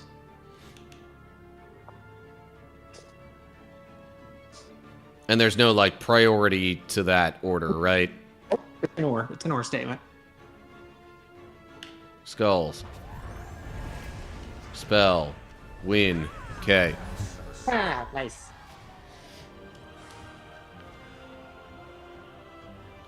Alright. Okay. I am tired. Find 20 sets. I bet you would be. Yeah, I mean... I've only been awake for how many hours now? Like... Well, let's see here. Woke up at 3:30, so that's 12 plus another 6. Yeah, I mean, it's only been 18 hours now. Yeah, straight on 18 hours. 4 minutes till 18 hours. In 4 minutes, it'll be 18 hours. Yeah. Well, yeah. Okay, well... That... Sorry. Microphone stand was in a weird spot. Okay. There is more hydration. Okay, I was just making sure that was a different one than before. That's different. Yep. So now to mention for tomorrow, Thursday, and etc. So yeah, tomorrow. I guess tomorrow's live stream is going to have to be later. And playing what? And I'll start off playing Borderlands 4, and after a couple hours of that, either continue playing it and just doing side quest stuff in that game, or right. What was that? Or Slay the Spire, I think is what we, or Hades. Yeah. I think I'm actually in the middle of a run in Slay the Spire right now, so unless I were to finish that off. And it's... Well, when it comes tomorrow, but Hades, Slay the Spire, or Borderlands 4. And then what time are you thinking about streaming then, or... I'm just making a note for anybody that's watching the VODs. And then... Sorry, what was that? What time did you think of it? Would your stream be? Yeah, so, I mean, the lunch party thing, I don't think is going to be over until 3:30, if I remember right. No earlier than 3 for sure. It was 3 something. So then I would need probably like a half hour to get back here from that at least. And so it'll start no earlier than 4:30, but I'm still not completely decided on timing because the fact that the party is also like a lunch thing, I don't know if it's going to be more of like a, okay, here's a bunch of food sitting kind of almost like buffet style, or like, take it as you please whenever throughout the event kind of thing.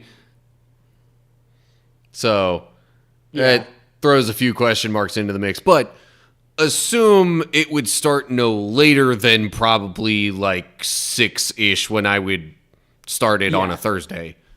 And no earlier than 4:30 p.m. Okay. And then Thursday.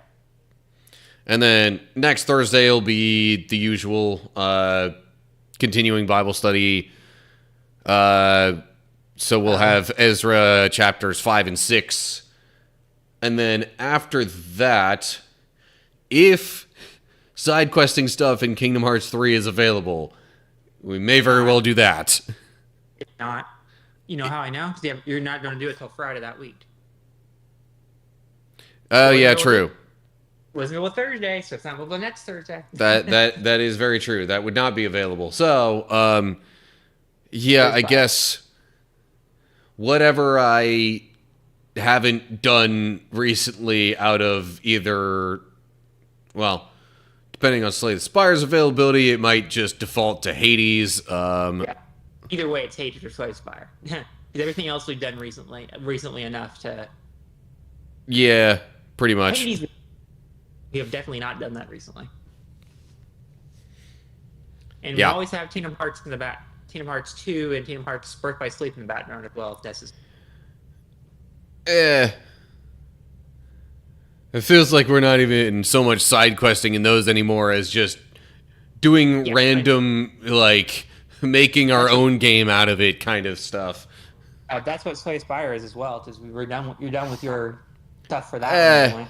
It feels different with Slay the Spire because that's just kind of how the game works. Yep. Anyway. Okay. What? Is that right? All right. Yeah. Okay. Raid turrets. Yeah. I can state my list. I mean, if it makes any difference, I would currently be raiding with a party of 1. Oh, yeah, it does help. Jade Live currently on.